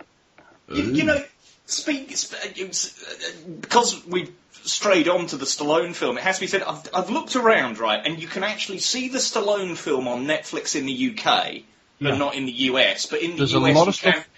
Yeah. But in the US, you can buy it on DVD or Blu-ray. Yeah, which you can't over here. Yeah, I'm going to need to take a look through the UK version on Netflix, because I've noticed that quite a few things on there that aren't on the US version. That way, that we wouldn't mind doing commentaries on, you see. Mm-hmm. Yeah, we'll have to have a look.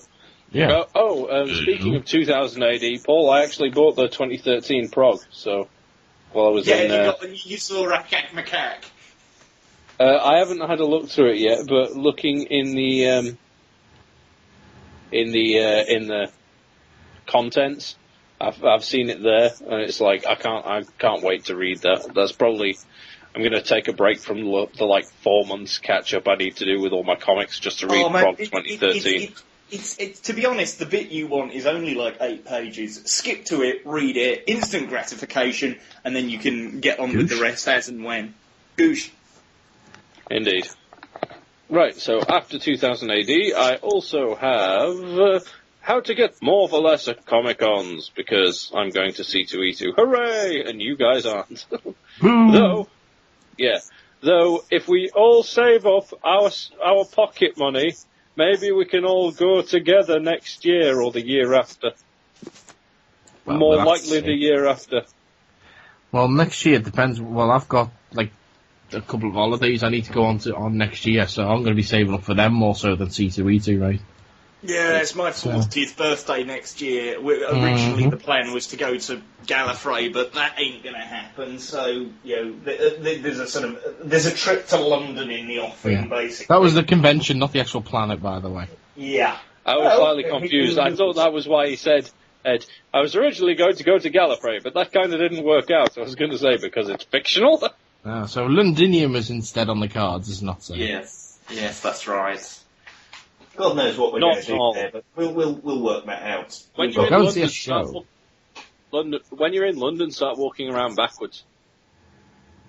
Oh, okay. Well, I'm not going in any bushes while I'm there. For 2 reasons. For dumb tish. I mean...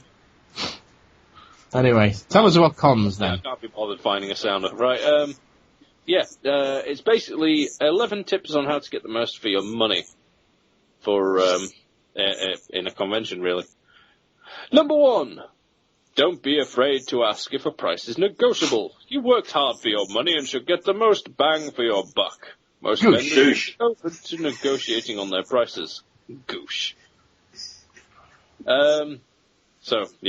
Negotiate. Number 2, negotiate one-on-one. Do not bargain. It should really be 1.5. Yes. Yeah. Number 3, cash is king. They're less likely to bargain if you use a credit card because they usually have to pay a fee. Keep a small amount of cash on hand at each vendor, where I'd much rather I'll probably just be carrying cash anyway, so fine.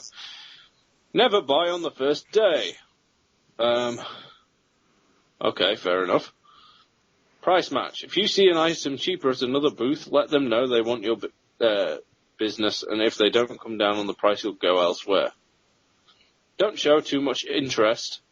Don't be rude. Buy multiple items from the same vendor. That's pretty much going to be me with the Superfly booth.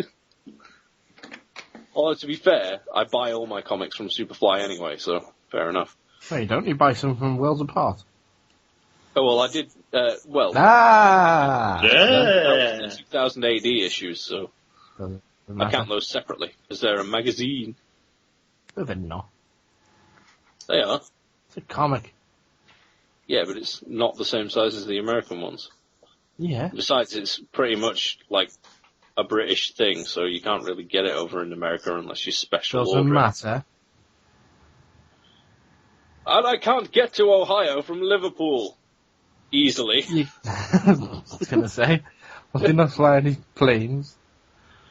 I don't know how to fly a plane. I do.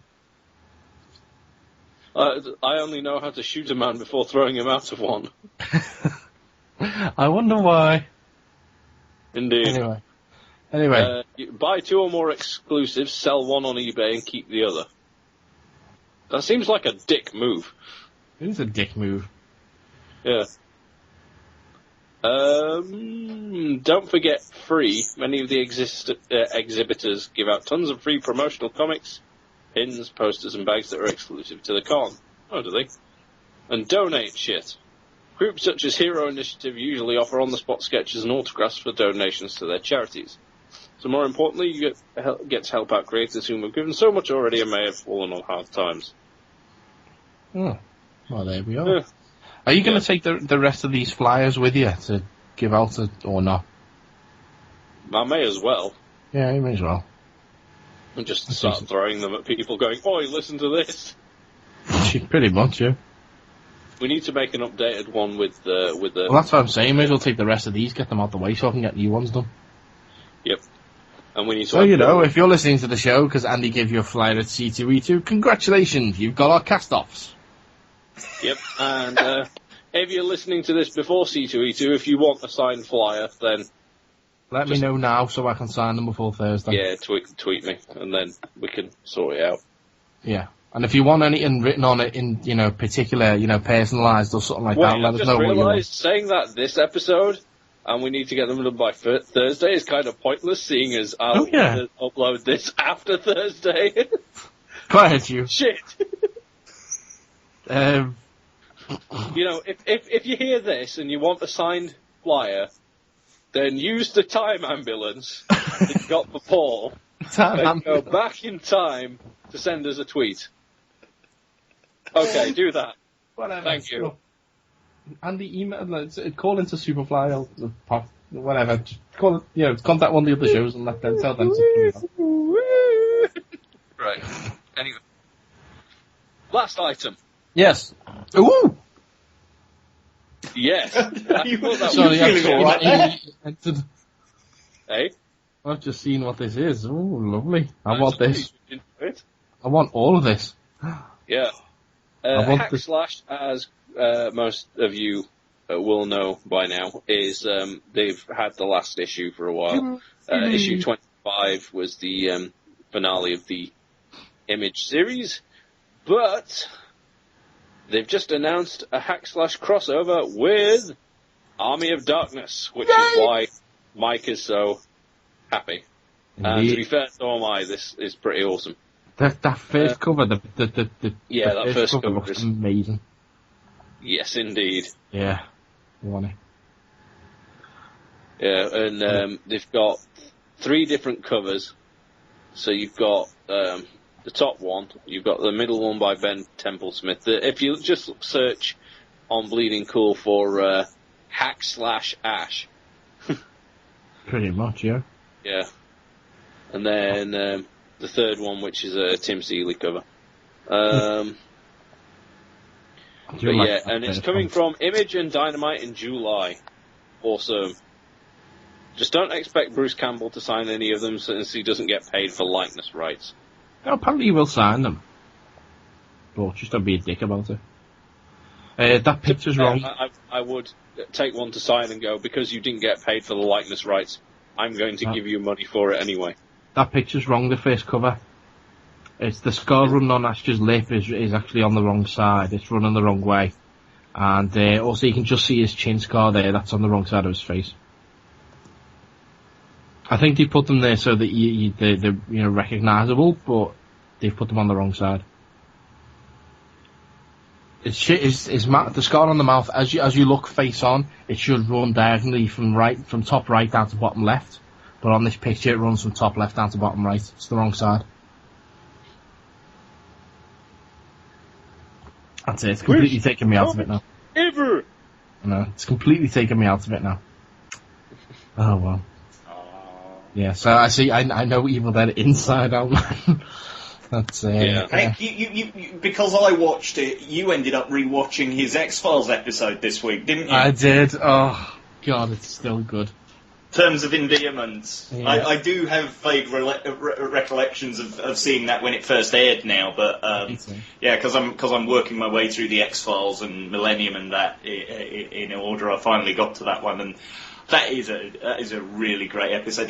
There's a few quite funny ones that we're going through at the moment, but that's season 6 is a great one.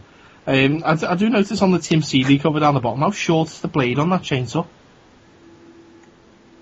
Yeah, it kind of is. That's tiny, that is. It's like something I carve me chicken with, you know what I mean?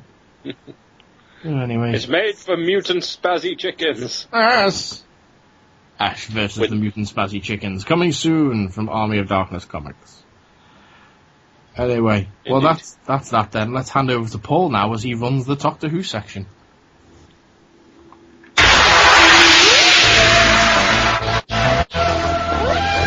Hide behind the sofa as we discuss Doctor Who.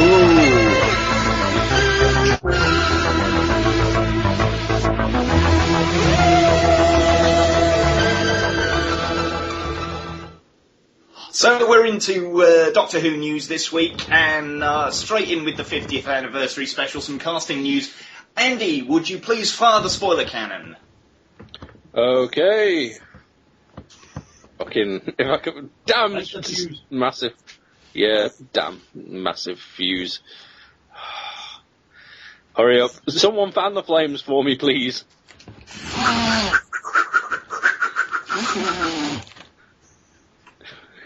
Come on, you fucking cannon. Christ. Have you put a cannonball in it? Apparently, no, I haven't. Go on, then put the cannonball in. Right, there we go. Have you got any gunpowder? Paul, you might need... Hooray! We got it finally. Hooray! That's the I spoiler thought Paul was going to have to go for a cannibal run now. Anyway, casting news this week from the 50th anniversary special. Gemma Redgrave is returning to the show. That's for those of you who remember her from 2012's The Power of Three. It's Kate Stewart, the Brigadier's daughter. Oh, yeah. Yeah, originally introduced to the series in The Power of Three. Yeah, exactly. But a character who was previously created for a spin-off video that we're not going to go into details about this time because I think we touched on it back when we actually reviewed The Power of Three tail end of last year. Obviously already announced David Tennant, Billy Piper, John Hurt, Joanna Page. Seen on set is funny person Ingrid Oliver. Has also been seen wearing a very familiar multicoloured scarf. No.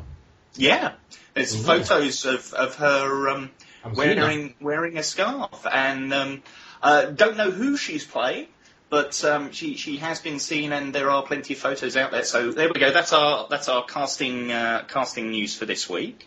Now, if we just move on to the what is it? Sorry, I've got to go back to. Why is it fucking gone? See, unlike Andy and Mike, I'm actually running all of this through an iPhone. There we go. Right, back to there. Right, so also talking about the 50th anniversary, the older Doctors have obviously had their things to say. In fact, a few of them are currently in Australia. Hello, our Australian cousins.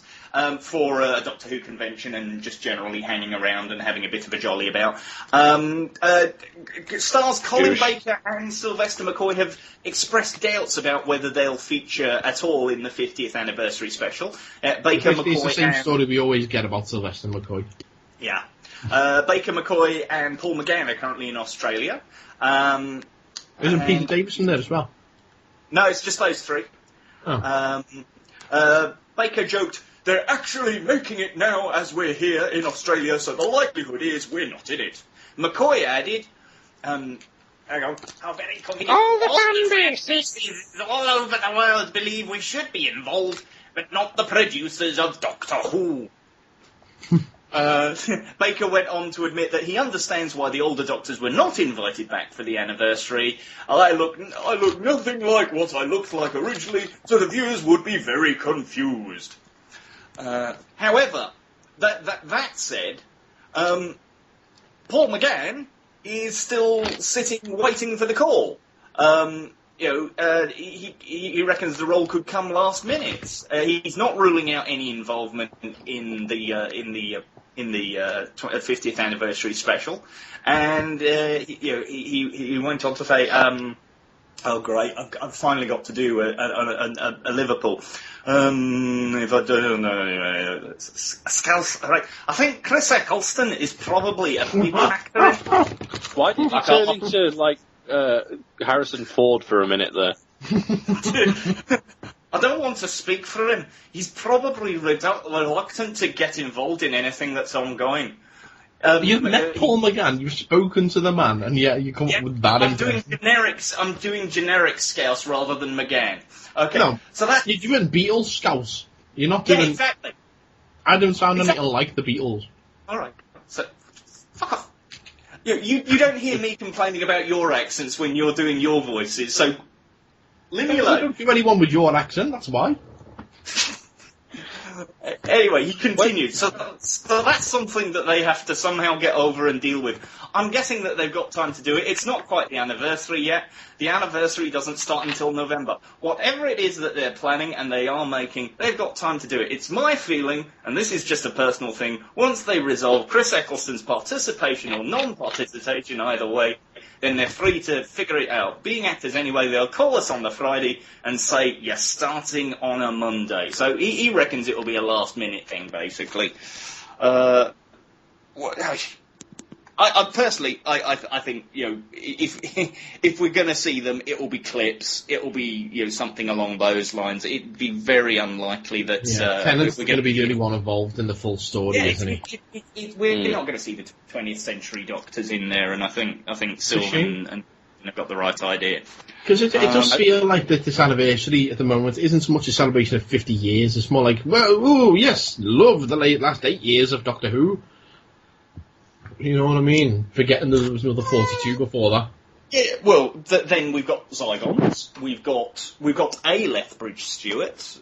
You know, I mean, if he was still alive, if he was still alive, I reckon Nick would be in it. Of course. But because he's not, they've got the next best thing, the next generation. But you know, obviously, still a long way to go. The next generation, is that rumour of Patrick Stewart playing the meddling monk come back again? I just hope that they go with a scene kind of like this picture in the Paul McGann thing and have Tim Westwood in it. What? What? Oh, you got the same article open Tim Westwood! Yeah, under the bit where it says McGann then added blah de blah. The picture of the dude in the leather jacket and stuff, to me, just looks like Tim Westwood. That's Eric Roberts. I know it is. I know it is, but just the way he's dressed and the sunglasses, he just looks like Tim Westwood. Pimping up the TARDIS with the big dog. Woof! Yeah. Congratulations, you've just said that Eric Roberts dresses up like a knob. Have you seen the TV movie? Well, I was dressed for the occasion. I was dressed like a knob. Moving on, a little bit of sad news for Netflix users in the UK, because Netflix have removed classic Doctor Who from its streaming platform. Members of the online streaming service, which hit 1 million subscribers in the UK and Ireland last year, took to the comments page to vent their frustrations. Doctor Who fans going on the internet and mouthing off? That's unheard of. The UK version led the charge. UK version used to have episodes from Hartnell, Pertwee, Baker and Sylvester McCoy, but they are no longer available. The rebooted series 1 to 5, so Eccleston and Tennant is and Matt Smith is still available. Netflix US do still have classic episodes available, including The Tomb of the Cybermen and the Robot... Netflix Canada has some episodes, including Tomb of the Cybermen and the Robots of Death, but... it's still on the American one. Yeah, in the UK, we're now missing out. I mean, not that it's... You know, I'm a Netflix user. It's not a big deal for me because I've got the DVDs anyway. But one user wrote... What happened to the classic Doctor Who episodes? I was so enjoying seeing the early days of the Doctor. Please bring it back. I love when Paul does impressions because it's like points of view. Another compared the UK site to the US one, saying, I agree with what everyone else is saying here, as UK customers are getting a really raw deal. The US has all the old Doctor Who, Buffy the Vampire Slayer, Angel and so many other series that I want to watch.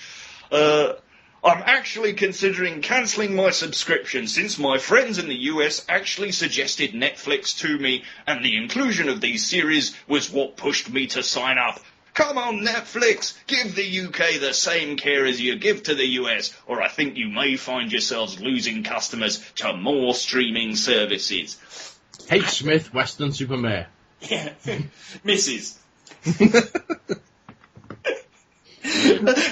In Netflix's defence, we don't know what the background to their contract is. We don't know what the BBC have got planned for any potential streaming services of their own. We just plain don't know. They're just getting the rough end of the stick at the moment, as it were, Goosh.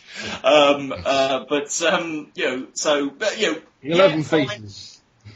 You may not be able to get classic Netflix on classic Doctor Who on Netflix in the UK, but there's plenty of DVDs out there, and what the hell? We're in the middle of a new series at the moment, so let's not worry about it too much. Speaking of the new series of Doctor Who. We've had a new episode last night. It's time to talk about Cold War. I was going to say, just before we launch into that, you said you wanted to mention Hoylake earlier.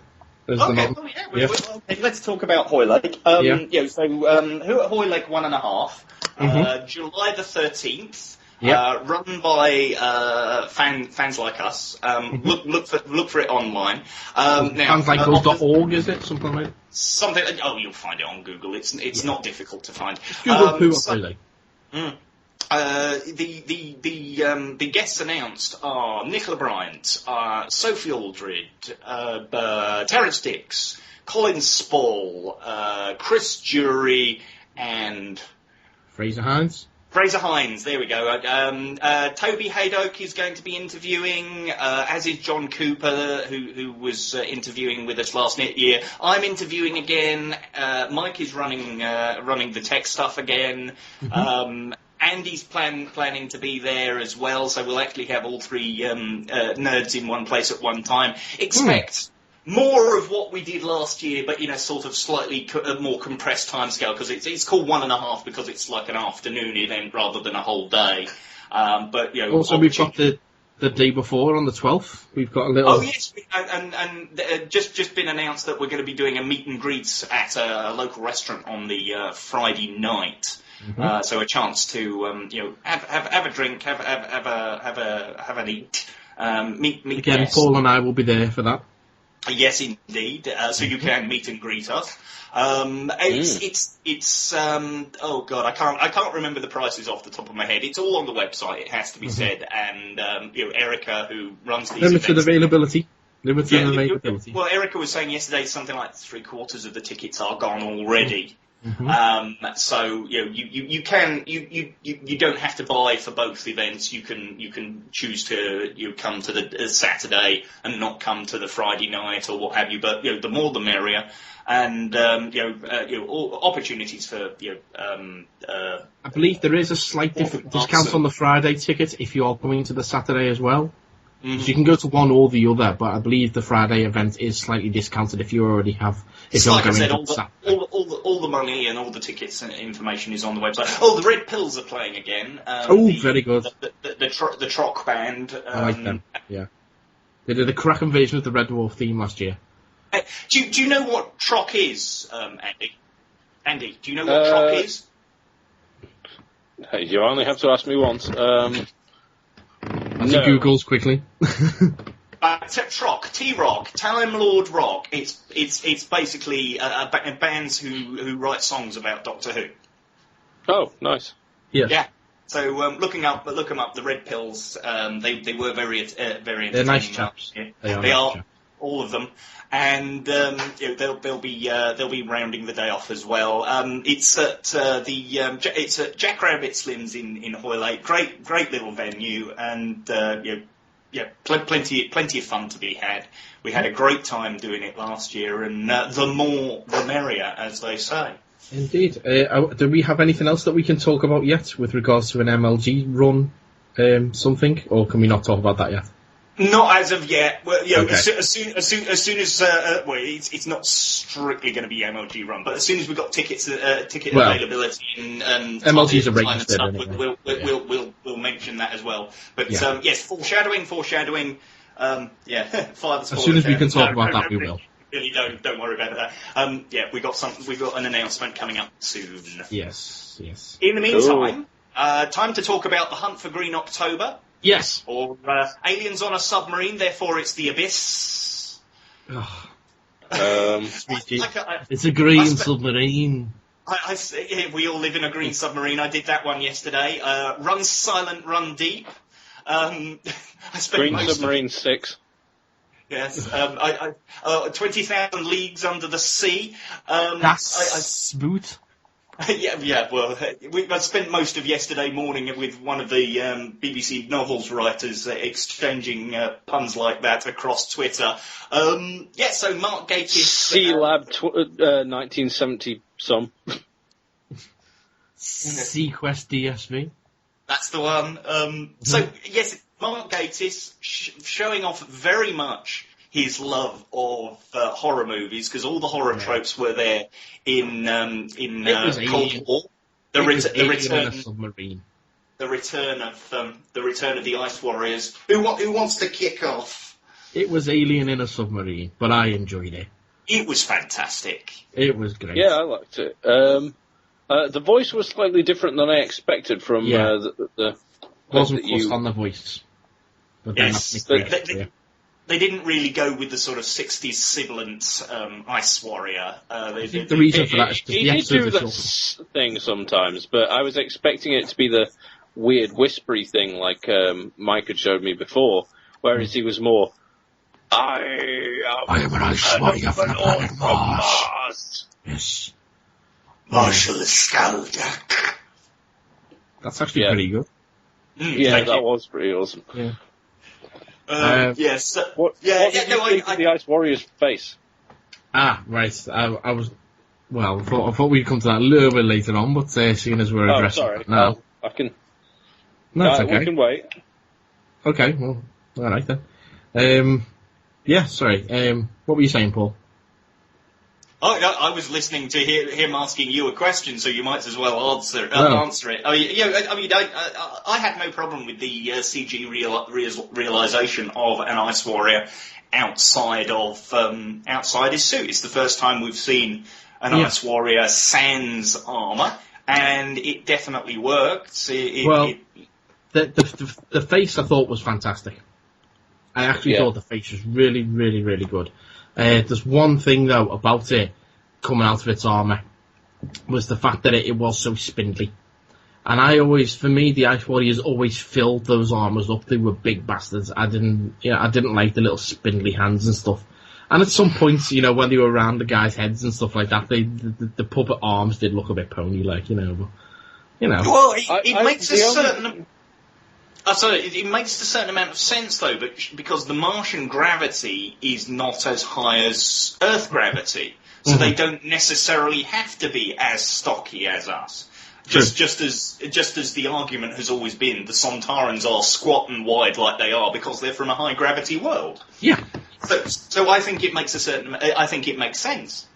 Yeah. I suppose. But I would have thought they'd have filled out those big armors, because for me it's basically, Ice Warriors, I'd say, are up there with, like, the Daleks and Cybermen, all that kind of stuff. It's obviously Dalek, little squidgy squid in a tank. A Cyberman is just a brain in a robot body. I would have hoped that they'd gone for the Dalek to be, the Ice Warrior to be a big thing. Instead, again, it's the same thing. It's a little skinny dude inside a big shell. It's the same thing. Something small inside something big. Aye, but unlike the other two, where it's like, Dalek, get the little squid, take it out of the Dalek, and it's like, oh god, I'm a little squid. Take the brain out of the Cyberman. It's like, actually, no, Daleks outside of Daleks outside of the casings are actually quite dangerous. Oh, are they? Yes. They have been seen to be, yes. Yes. Oh, I didn't remember that. Sorry. I mean, case in point, Daleks in Manhattan is when the Dalek casing opens, it swallows Mr. Diagoras. Just the creature itself. Oh. Hell, in remembrance of the Daleks, half-dead Dalek, still peers over to look into it, and the bloody mutant tries to strangle him. Yeah. So, it is known. Mm. Oh yeah, it has to be said, in some respects, it did feel like it felt like Dalek. The Robert Schumann scripted reintroduction of the Daleks with Christopher Eccleston. I think in some ways, I think that's possibly because we are basically taking yet another 60s-based monster and reintroducing it. But there were some similarities there. It's a base under siege, sub under siege. Alien in chains at one point, and then Alien in chains, sending the girl in to confront it. It suddenly has a change of heart at the end and doesn't kill everyone. Yeah. So but. Wait, how would a Dalek have a change of heart? Because it became half human, because it absorbed some of Rose's DNA.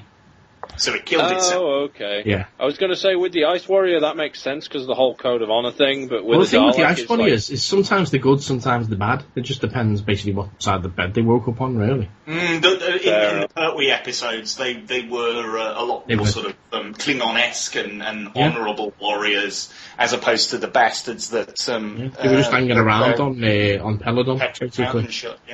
Yeah. Oh, fair enough.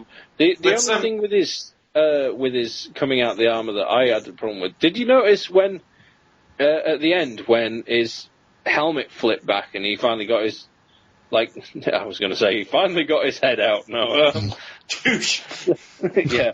No, that bit. When did you notice that when the helmet went back, his head sort of jellied out. It kind of went blowing. I didn't see that. No. Yeah, I know what you're talking about. I don't think it quite worked. What they were doing was trying to sort of show him moving his head to allow the helmet to move back, and obviously if it presses against your face, it's going to do a bit of distortion of the... Sorry, I'm doing this... I'm distorting my face on radio. It doesn't really work. But if I don't know if you've ever rode a motorbike or worn a motorcycle helmet, but when you pull a motorcycle helmet off, you will have that kind of distortion on your face. So I see what they're trying to do. I don't think they quite pulled it off, but definitely they had the right idea there. Yeah. Yeah, I mean, well, let's talk about. Let's talk about the guest cast. At first, I got slightly confused because the bit at the beginning where they're running the drill, the cold opener, yeah. I got really confused because the professor dude walks in and he's listening to a walk, and he was listening to a Walkman, and for some reason I got it in my head that this was in World War II. Yeah, you were wrong. I was like. Yeah. But Walkmans didn't exist. I thought the Doctor had just got some random janitor with a Walkman on the way there and just gone, quick, we'll turn up in the back. We're going to send you in first as a distraction. And then I realised Cold War. Oh, actually, that makes sense. Yes. I think that's inspired. Well, I mean, it's fantastic casting anyway with David Warner. He's brilliant in anything that he does. Yeah. But it's just an inspired character. It is complete opposite to the sort of standard communist Russian of the time. He loves Ultravox. What a great line! Ultravox, do they split up? Yeah. He's fantastic. Yeah. So definitely, David Warner. He's the. I say he's the standout of the episode, but he's the standout of anything he's in. So he is great. He was very First Doctorish in some respects. I don't know if I was the only one who caught that. I don't know. And it just got me thinking: if we did the first, if the First Doctor came back, he would have been a great version of the First Doctor. If instead of David Bradley, I suppose, who he's doing a fair share of the old Doctor Who at the moment because he's a recurring character for Big Finish's Fourth Doctor adventures at the moment. Mm-hmm. Well, he actually played the Doctor in the Doctor Who Unbound audio series. That's right. He's done. He's been villains as well. Was he was Pertwee, an alternate version of Pertwee, or was he an alternate version of the First Doctor? I don't remember. Yeah, no, he was the alternative version of Pertwee who arrived 20 years late. Yes. Arrived in Hong Kong and met the Reindeer there. And also the Master, played by Mark Gatiss. Yes. Yeah. Yes. So it's nice that he's finally got to the show proper. Indeed. We do like David. Yeah. And then, of course, Liam Cunningham as the commander of the submarine. The most spacious submarine I've ever seen in my life, apparently. Yes, all right. We know. When he first started talking, I was seriously expecting him to use a Sean Connery accent. I don't know why. It's probably because he looks like Sean Connery in The Hunt for Red October. Yeah, probably. Keep on expecting him to turn into a werewolf at one point, though. Okay. Dog soldiers. Yeah. Yeah. Fair enough. Have you got up to the Game of Thrones he's in yet? No, not yet. Yeah, he's recurring on Game of Thrones. I do love Ian Glenn on Game of Thrones. I think he's fantastic. I haven't watched any Game of Thrones yet. I need to. You need to. You do need to watch Game of Thrones. We're not talking about that right now. Right, well... No. As I mentioned... I'll tell you what did... I'll tell you one of the things I enjoyed about that episode. Jenna Louise Coleman in a wet dress. That definitely made me stand out. Well, Goosh. When you mentioned Jenna Louise Coleman, that kind of brings me to what I was just about to say there. As I said on Twitter, I said I enjoyed that episode, but there's one word that I will use when we're discussing it today, and that is the word Sonic. Mm-hmm. Now, did anyone else catch this? Is when the Doctor is at the end, the Doctor is at the end. He's trying to get the Ice Body is just like arming the nukes and what have you, yeah. And the bomb doors are open. The Doctor's desperately trying with the song Screwdriver to close the doors. Then Jenna Louise Coleman, Clara, starts singing Hungry Like the Wolf. Then the doors close. Now, she's not sung the entire episode. And then she sings just at the bit that they needed to. And we keep being told that the Ice Warrior, his suit and everything like that, he's got sonic commands for it and what have you. And they say that sonic technology is a big part of Time Lord technology. Sonic is basically sound. Yeah? Singing is basically sound. So, there's just part of me that just wonders maybe if Clara is something, maybe not a Time Lord as such, but maybe some form of Time Lord technology, which would kind of show why she keeps appearing across time. Or maybe I'm talking complete and total nonsense. Yeah, that'd be my take on it. Well, come on, it can't be just a coin. Were any of you paying attention to Clara's hand? Has she got sexy hands? Yes, the rest of I'll us let her pretty use damn her hands sexy on me, too. I'll tell you that much. So, I mean, okay, so I'm talking nonsense then. I think so, I mate. don't- It's a very tense moment. Are they going to die? Are they not going to die? And she's just trying to make herself feel better in the moment just before potentially nuclear Armageddon. And the one thing that comes to mind is the song that she and the Professor have been talking about. So there you go. Hungry like the bad wolf, then maybe. Maybe she's spread through time because of something to do with Rose, then. I don't know. Look, we know that Were there any Rose to references last week? complicate things, but don't complicate it too much. I don't know. Hey, you know what? She barked last week, I suppose. That's dog, wolf. I don't know. You're clutching at straws now. Doctor Who fan clutching at straws to explain something to do with the mystery on the show? Never. Never. Well, I don't know. But that's... So just to wrap up on Cold War, yeah, we've got one final item before we move on. Final thoughts. I thoroughly enjoyed it. I thought it was a cracking way to reintroduce an old enemy. And it worked really well. Even if it was just Alien on a spaceship, it worked. Alien on a submarine, rather, it worked really well. And I'd love to see more of the Ice Warriors now that we know that they're out there.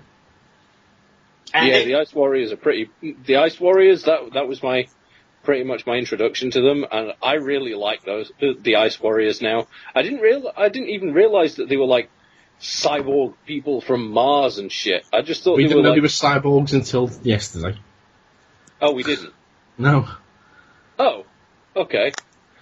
Fair enough. That was a new piece of mythology. Oh, well, yeah, I completely blanked on the fact they were even from Mars.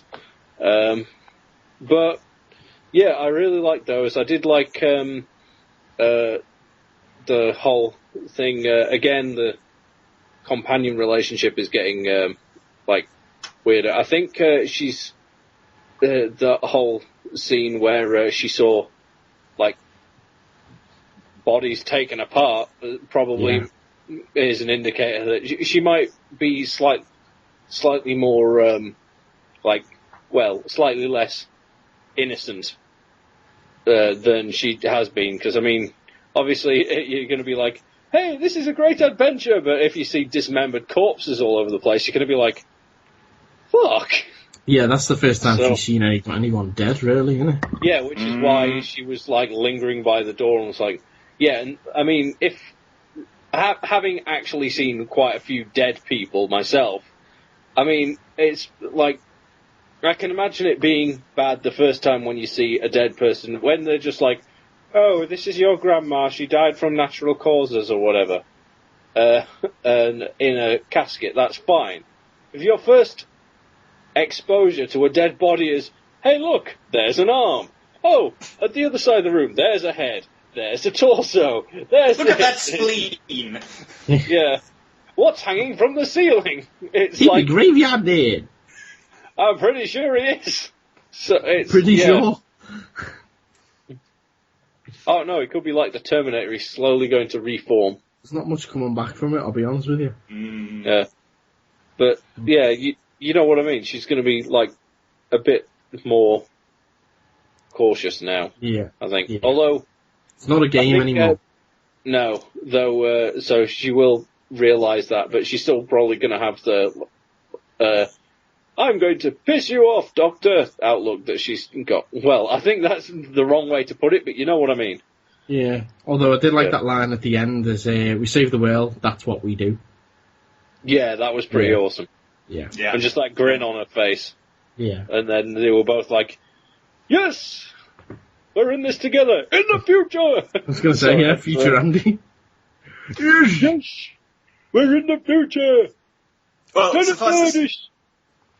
Oh yeah, and the TARDIS, like, safety system that just went... Oh, yes, the HADS. Well, I mean, that ties in nicely with, sort of my final word. It's a great modern show, but it's a great traditional show as well. It was your traditional, base under siege, monster on a submarine.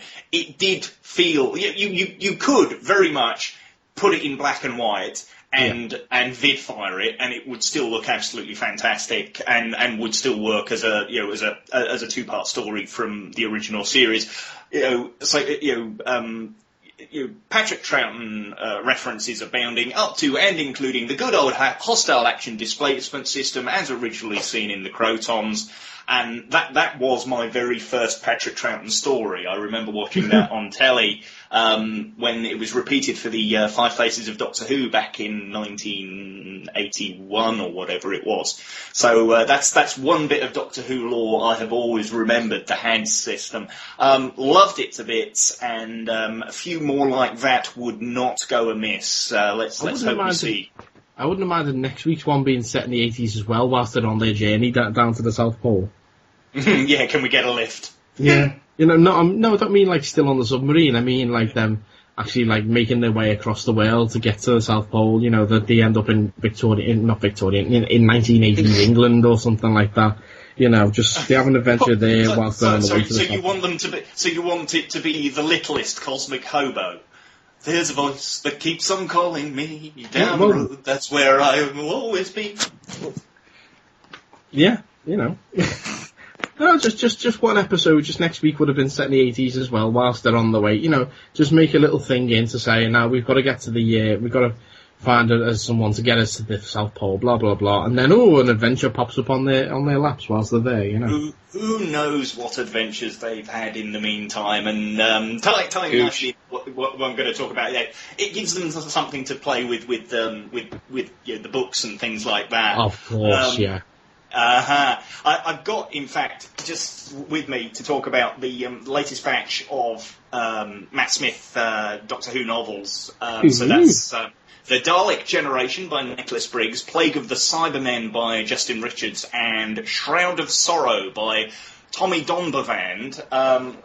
let me just have a quick look through these. The blurb on Dalek Generation. Sunlight 349 is one of countless Dalek Foundation worlds, planets created to house billions suffering from economic hardship. The Doctor arrives at Sunlight 349, suspicious of any world where the Daleks are apparently a force for good, and determined to find out the truth. The Doctor knows they have a far more sinister plan, but how can he convince those who have lived under the benevolence of the Daleks for a generation? But convince them he must, and soon, for on another Foundation planet, archaeologists have unearthed the most dangerous technology in the universe. So yeah, that's the Dalek Generation by Nicholas Briggs, Mr. Voice of the Daleks himself.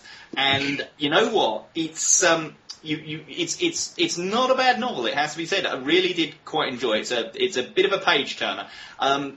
For somebody certainly like myself who grew up on the Target novelizations, you can tell that Nick grew up reading Terrance Dicks because it reads and feels a lot like a traditional Terrance Dicks novel. It's got it's got a lot of Nick's stuff that he's created for the Daleks for Big Finish and that without wanting to give any sort of spoiler stuff away. But yeah, if you follow the Big Finish Dalek Empire and the Doctor Who plays and that, then there's a lot of stuff that Nick's created for that's in here as well. It's a great concept, which I'm sure has been done somewhere before. I've got a vague recollection of a Doctor Who comic strip where there were some good Daleks. Yeah. But well, wasn't there a graphic novel not too long ago called The Only Good Dalek? The Only Good Dalek, yeah, but that's about that follows The Only Good Dalek is a dead Dalek. That was World War One. Was that one? No, that's the Dalek Project. Was the World War? I can't remember which one way round, but no, the Only Good Dalek is a dead Dalek. That was the future one, and I've completely forgotten the plot of it now. But anyway, going back to the Dalek Generation, that one, it's a nice idea. A whole planet where not just one planet, but lots of planets that are convinced that the Daleks are benevolent. And the thing is, you don't believe it. Yeah. I think it would have been a much the Dalek. The Doctor is just this lone voice railing against this society, and they're all basically looking at him like he's a complete nut job because they're saviours, the Daleks. He's saying, well, they're really bad, and they've been doing all of this throughout time and space and killing lots of people and stuff, and they're going, you're a nutter. But the thing is, you know the Doctor's right, and it would have worked better if you didn't have these odd bits and pieces where, Daleks being nice, and then you have a sneaky Dalek in the background doing something a bit more Dalek-like, and it's like, we know they're up to something. If there had been, even for half of the book, where you might have been convinced for some reason these Daleks have turned over a leaf or something, and then shock horror, actually they are up to their old tricks, but never mind. That could have worked better. Yeah. But yeah, entertaining novel.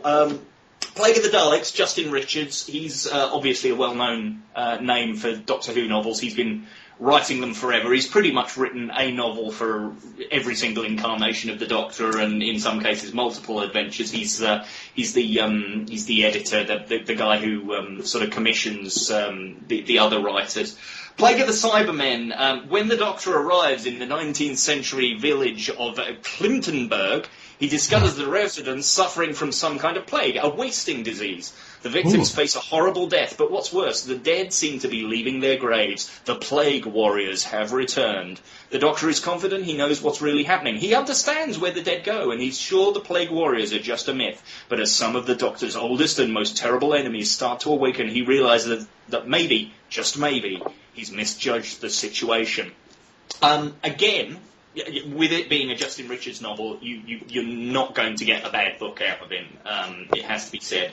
The setting and the style and what they've done with it feels a lot like a Universal horror film. It does have a lot of feeling references and in some cases outright steals from Frankenstein and Dracula and the whole. You can imagine the whole thing as a grainy black and white Academy ratio adventure, as it were. Again, good adventure. And then Shroud of Sorrow, newcomer to the range, Tommy Donbavand. Apparently he's local. He's or at least he's originally from Liverpool. He's at least friended me on Facebook, and I can't remember whether he's followed us on Twitter or what. But interesting concept, this one. So it's the day after John F. Kennedy's assassination, and the faces of the dead are everywhere. PC Reg Cranfield sees his late father in the mist along Totter's Lane. Reporter May Callan sees her grandmother in a coffee stain on her desk. FBI Special Agent Warren Skeet finds his long-dead partner staring back at him from raindrops on a window pane. The faces begin to talk and scream and push through into our world as the alien shroud begins to feast on the grief of a world in mourning. Can the Doctor dig deep enough into his own sorrow to save mankind? Now, when I first read the blurb and had a flick through the sort of prologue, I thought, great, we've finally got a story that's set back at Totter's Lane on the day they left. It starts 20. And we do have this little sort of interlude with the policeman, the guy with the torch from the very first episode. But to be honest, he's incidental. He is literally just the prologue, which is a bit disappointing, because the story then skips across the Atlantic to Dallas on that particular day. Basically, this is a story about. This is a story that is about grief and how individuals and indeed societies deal with it, and the monster, the sorrow. The shroud. They basically feed on grief, and obviously JFK put a whole country, if not the Western world, into shock, and it's ideal for a monster to feed on. And the Doctor, and in this case Clara, because this is out of these three books, Clara is actually the companion in Shroud of Sorrow. Are there to A, work out what's going on, and B, find a way to stop it. And all I'll say is the resolution involves clowns.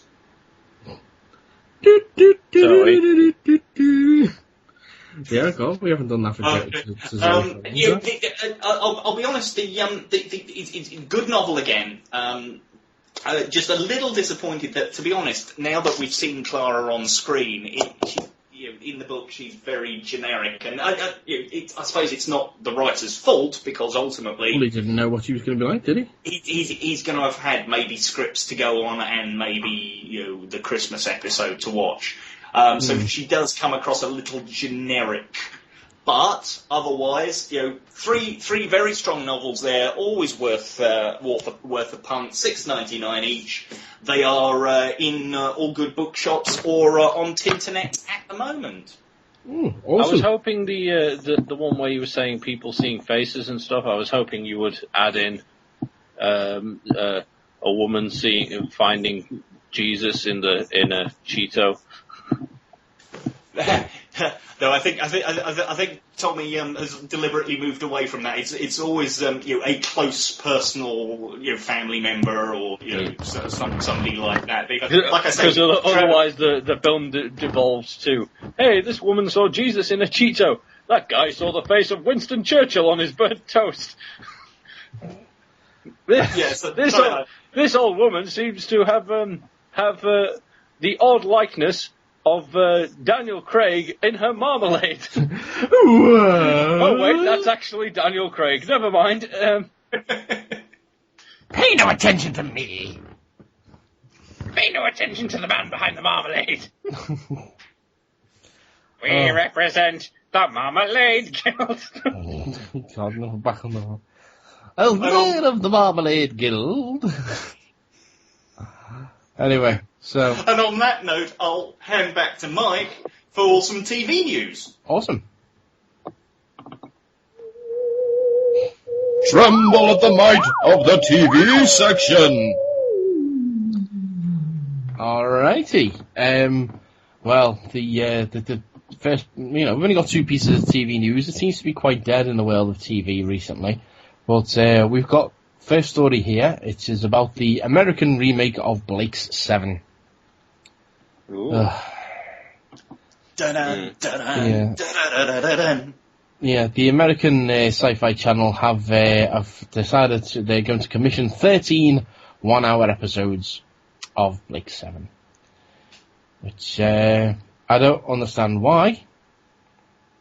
But I think it's their attempt to basically just cash in on the big sci-fi trend right now. In the 90s we had all, detective like X-Files series and all that kind of stuff, and sci-fi seems to be the big thing at the moment, is things set in space and what have you. I think they're cashing in on that. So it's going to be 13 hour-long episodes written by Joe Pokaski. I presume he's not writing all 13, and directed by Martin Campbell. Ooh. I would imagine that's just the pilot. It's got to be just the pilot. So for those of you who don't know about Blake 7, this is the description they give it on Digital Spy. It says, the new Blake 7, set in 2136, is described as a revolutionary reinvention of the BBC's 1978 to 81 sci-fi drama, following 7 criminals, 6 guilty and 1 innocent. Led by hero of the rebellion Blake, who is mourning the loss of his dead wife Rachel, the crew acquire an alien ship which gives them the second chance at life. In the original script, his name was Ross. No, it was Rog. Hey, Rog. Rog. Blake's called Rog. Hey, Rog. Got a new spaceship, Rog. We've got a computer called Aurak, Rog. We're mourning your dead wife, Rog. Avon's calling, Rog. Rog. Hey, Rog. You want to buy some makeup, Rog? No, Blake 7 does have a pedigree behind it, created by Terry Nation, so who also created the Daleks and what have you. But if you want Blake 7 as it was, then go and visit BigFinish.com. They're doing some Blake 7 stuff at the moment. It has to be it can be successfully rebooted. Blake 7 Enterprises. I think it's going to die. They get 13 episodes, anything could happen, but the concept in and of itself can be successfully updated. Blake 7 Enterprises, who were, obviously they're the ones who sort of sublet the rights to these guys to do it, were originally trying to get it sort of launched over here, and that's what the show that was supposedly going to be done for Sky was going to be. But they did a series of audio dramas with a mostly new cast, updating it to a slightly sort of contemporary-led version of the future, it did work. It's just kind of a shame that their original sort of 3-part miniseries never went beyond that, other than they did a series of sort of Blake 7 origins. So they did some character-led stories based around each character. So Gambit was in it, and he was awful, and Sabretooth was Blake's brother. Colin Salmon was Avon. Daniela Nardini was Servalan. I can't remember who else was in it off the top of what's her name from Crusade? I've completely forgotten her name now. She was Jenna. It's a good modern cast and a good modern take on it, and they could do it. They could definitely pull it off. Goosh. I personally think it's going to die in flames. Well, a lot of people thought the same about the sci-fi doing Being Human, and that's going to be getting its 4th series. Yeah, but I haven't watched that, so I don't care. Okay, next story is about Sherlock. It's being filmed at the moment, Series 3 of Sherlock. They've announced a new episode title. The first episode, which when it comes back was previously announced, is going to be called The Empty Hearse, which is based on the short story The Adventure of the Empty House. The new second episode of the series is called The Sign of 3, which is based on a novel called The Sign of 4. Yes. Which is notable in this article here. It says, we're notable for where Watson meets his future wife, Mary Morstan. Yes. So look for Bilbo to be getting his leg over. Oh. Sexy big feet.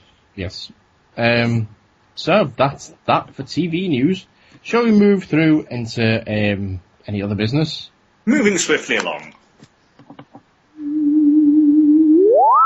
Any other business? Right. Don't open that secret story until I tell you to, okay? Okay. Otherwise I'll have to punch you in the face. Right, okay, we'll go for the first one then. As much as we've joked about it before, it looks like Apple-controlled prosthetic limbs are on their way. Yes, ladies and gentlemen, the eyeball is closing in. Oh. Yes, this is the iLimb, a prosthetic hand controlled by an app on your iPhone. It says the iLimb Ultra Revolution prosthetic hand has 24 different grip options that are controlled using the app, as well as device training and problem diagnoses. Movement in the limb is controlled by electrical signals from nerves in the arm when muscles are contracted. These contractions are interpreted by a computer in the prosthetic hand, which then forms movement through a series of preset patterns. Blah, blah, blah, blah, blah, blah. Robo-hands. Basically cables on his way. So, awesome. Not a midget Is he cable. going to be a midget? No, he's not. He's not going to be Warwick Davis. No. Okay, so that's that. Next one is if you're ever feeling lonely and you find yourself in the Happy Guest Lodge in Dutton, Cheshire, which isn't that far away, for a small fee you can get some company. Now you may think, oh yeah, goosh. No, you can rent for £5 a night a goldfish by the name of Happy. Okay. Yes, it says it can be lonely for those travelling alone, but now, when our guests return to their hotel rooms after a difficult day at the office, Happy can be there to give them unconditional love and a valuable sounding board. Obviously it can't talk back, but it can wiggle its fins and swim around the tank. It'll give guests someone to talk to and unload the troubles of the day. And the guy, Jeff Riley, says that if the option proves popular, more fish will be introduced. More fish? Oh no, more fish. So it's a £5 for Happy, a tenner for Sleepy, a tenner for Sleepy, and if you pay us a full £50, you can have Jaws. Goosh. Oh, Jeff, come up to my room. Okay. What? Did somebody ask me to go into their room? I ain't gonna fucking do that. Okay. Now, zombie hamsters.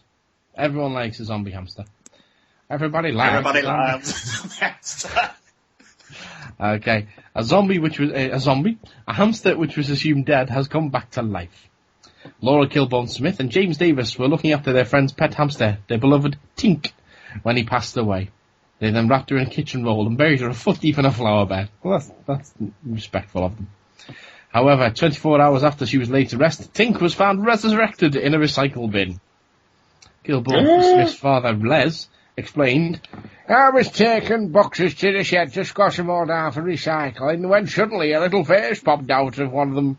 I brought the box into the house and says to Jim, have you lost one of your pets? And they discovered, this is back to normal voice. They discovered that Tink had managed to dig her way out of the ground and hid in the bin to escape the cold overnight temperatures.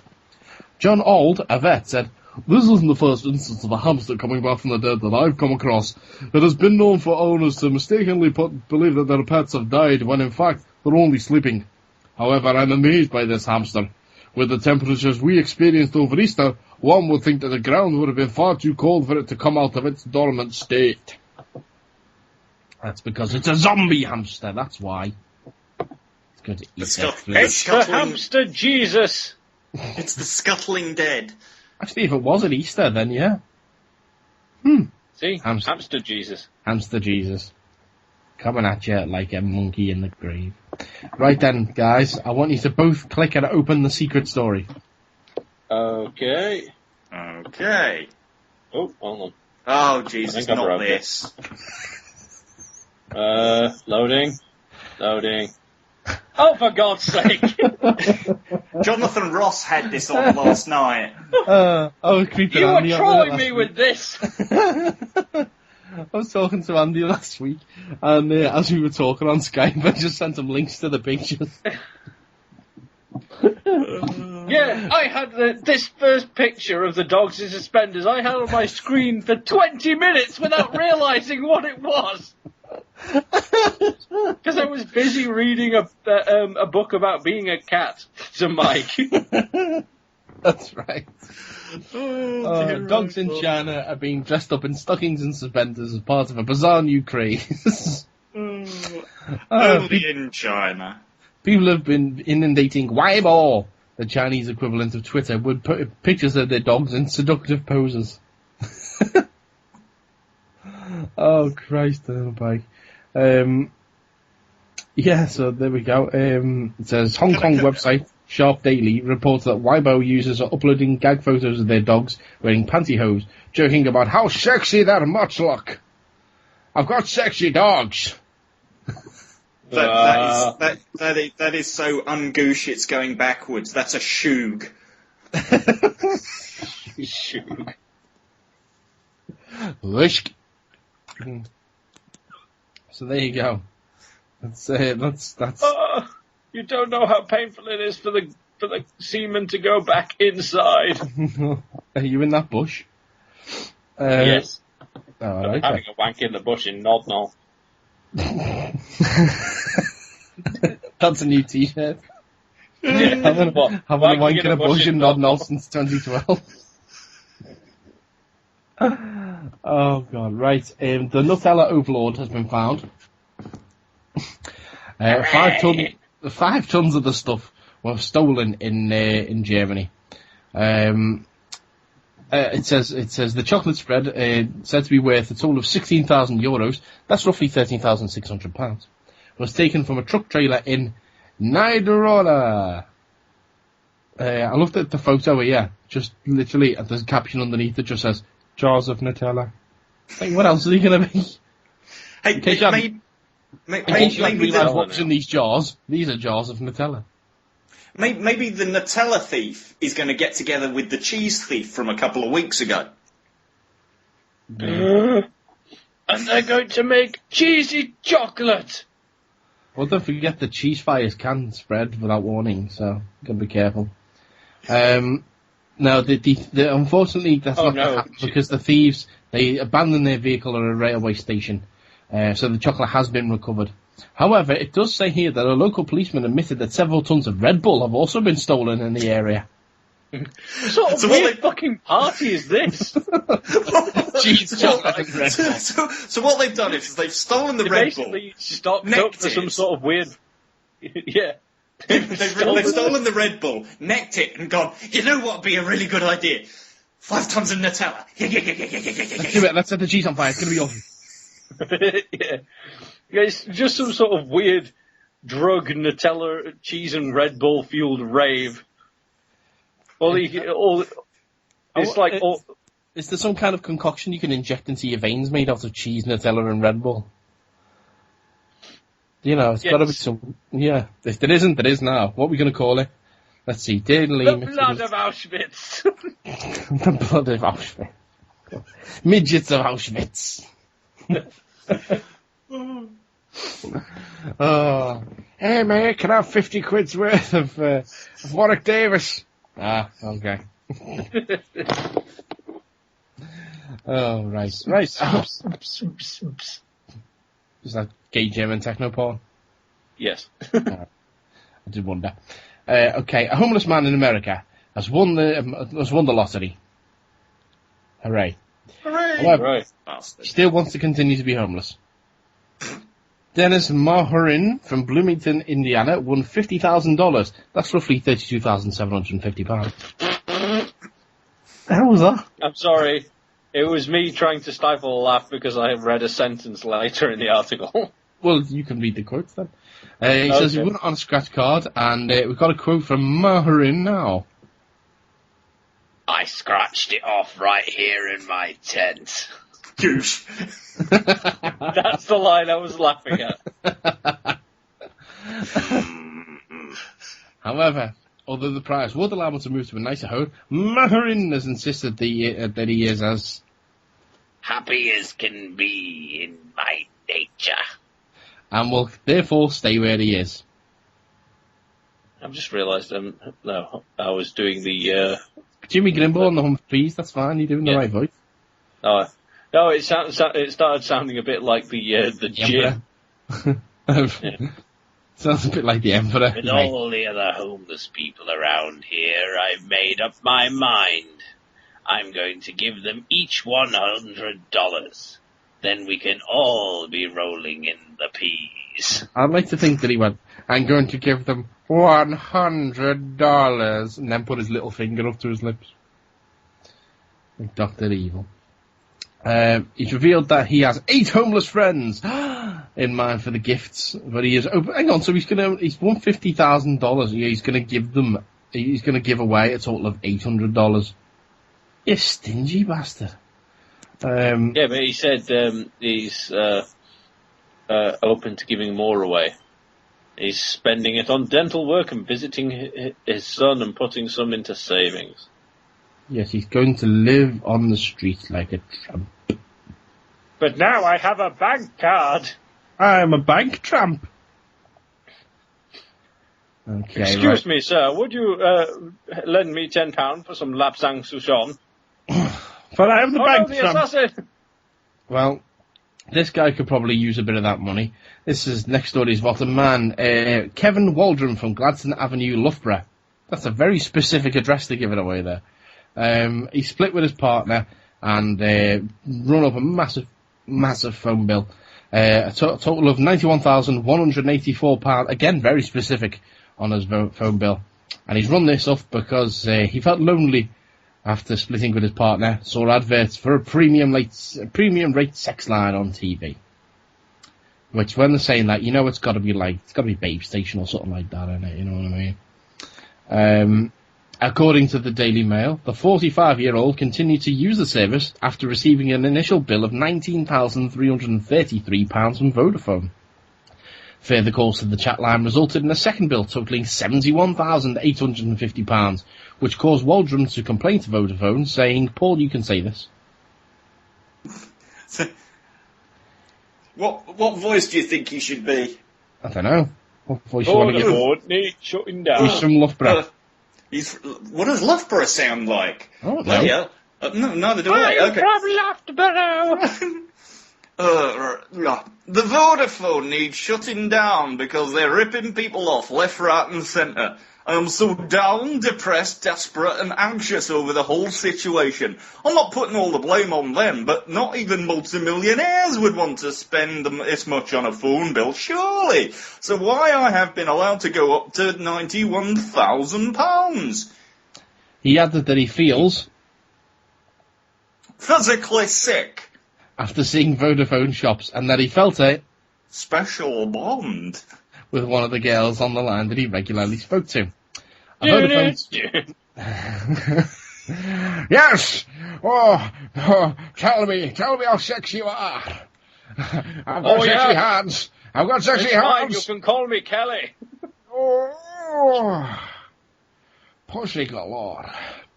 A Vodafone spokesman issued a statement on the situation, saying, "We've previously barred a phone used by Mr. Waldron on September 11th for high usage, but he got around this by requesting a replacement SIM card from a retail store, saying he had lost the original."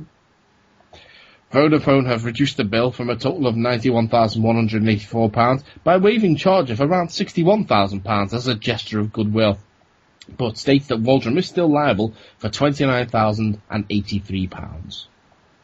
Unlucky!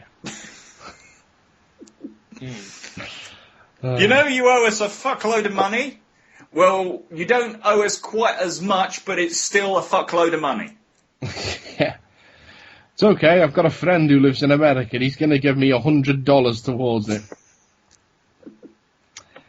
And our final story this week is, well... Oh, dear God. Yeah. I don't even know how to begin to tell you this story, mainly because my iPad's frozen up. Goosh! Come on. Wake your damn bollocks. Right. Hold on. Right, okay. We all like China. We do like China. We do. And we've been to this region of China quite a few times for the show. It's the Guangdong region. This is about a man whose name is not revealed, thank God for him. He's had to have something removed from his bottom. He's had a 20-incher up his arse. He has indeed, and that 20-inch is not Paul Griggs. It's Mr. 12 inches. It was indeed a live eel. Bedding N.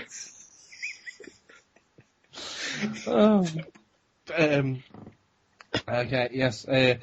He inserted the fish into his rear, wanting to recreate an act he had seen in an adult film. Ew. However, he was forced to seek medical treatment when he realised the eel, weighing 0.5 kilogram, had become stuck. Why didn't he just shit it out? I don't know. Have you ever tried to shit an eel out? The team of I'm surgeons... not at liberty to answer that.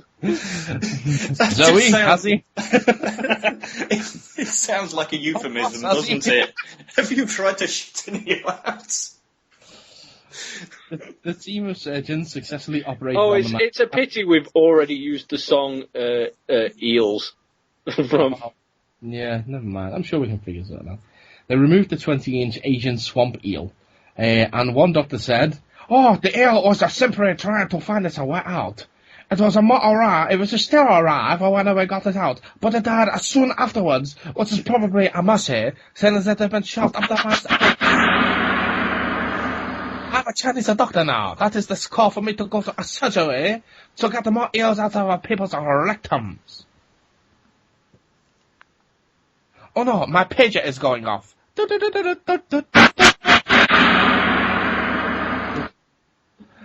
Everybody loves Chinese racism. Indeed. Well, on that bombshell, we're going to leave... For God's sake. Jesus Christ. I'm sorry. We're going to You leave will be. This week, yeah. All that remains to say is that if you've enjoyed the show, let us know. Email us. We're on 50footnerds@gmail.com. Facebook.com/Attack of the 50-Foot Nerds. Twitter @50footnerds. Go to the Panels on Pages forums. We're in the Podcast Network section there. We've got a thread all about ourselves. What else? We've got individual Twitters. Mine is @MikeGBell. Mine is @Volts of Extoth. And mine is @AutonScouser. Go and look up stuff like Andy's Bandcamp, the Hoylake website. Whatever you want, really. You know, I'm not going to tell you what to do. But you go and live your own lives. I'm sick of being in charge of you. Until next time, my name is Baywatch Chile. My name is E. Eel. E.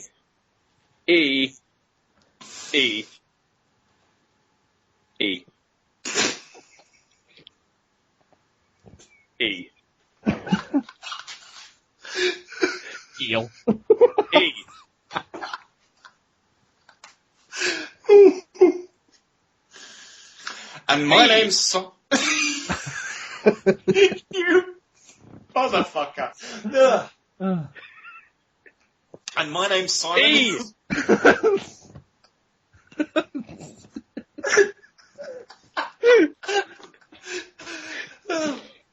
And my name's Simon Le Bon. Until next time, the Guineas, E out.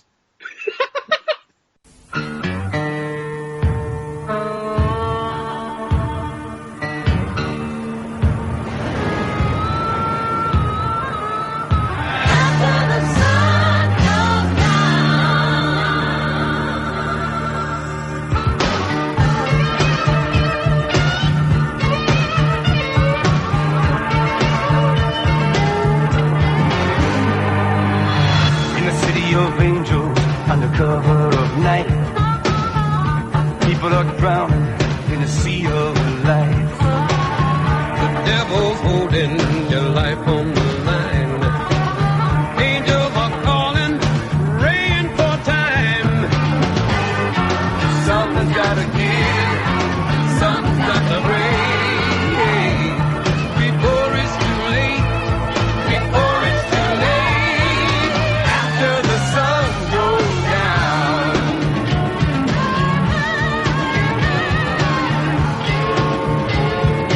After the sun goes down. Someone's gonna live, someone's gonna die. After the sun goes down.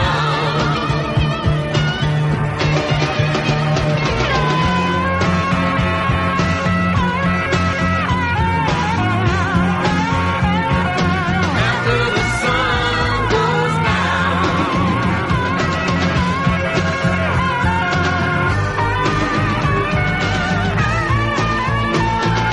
After the sun goes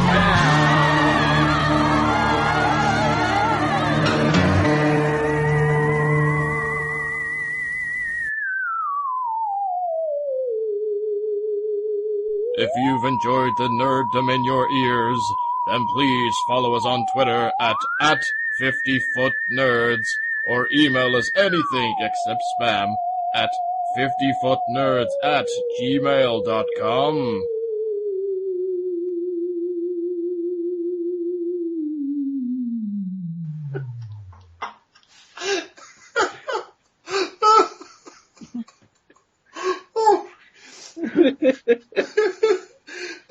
Shit, I've got tears streaming down my face. It's because he's put an eel up his arse, that's why. I can't get it out. It's not possible to shit one out. Oh, no. Oh, the pain. Quick, call the doctor. Hello, I'm here to get the eel out of your rectum. I can't breathe. Somebody call the time ambulance. You think that's what happens when the Chinese Kool-Aid man breaks down the wall? He comes in, and instead of like the wall actually falling down, you hear. Oh, sorry. You hear. Oh yeah! Oh, Jesus. Much easier to be the Kool-Aid man in Russia. Well, you got the breaking place. Oh, yeah. Oh, God. Yes, oxygen. I'm breathing again. E. Yes, all right. Post-credits E!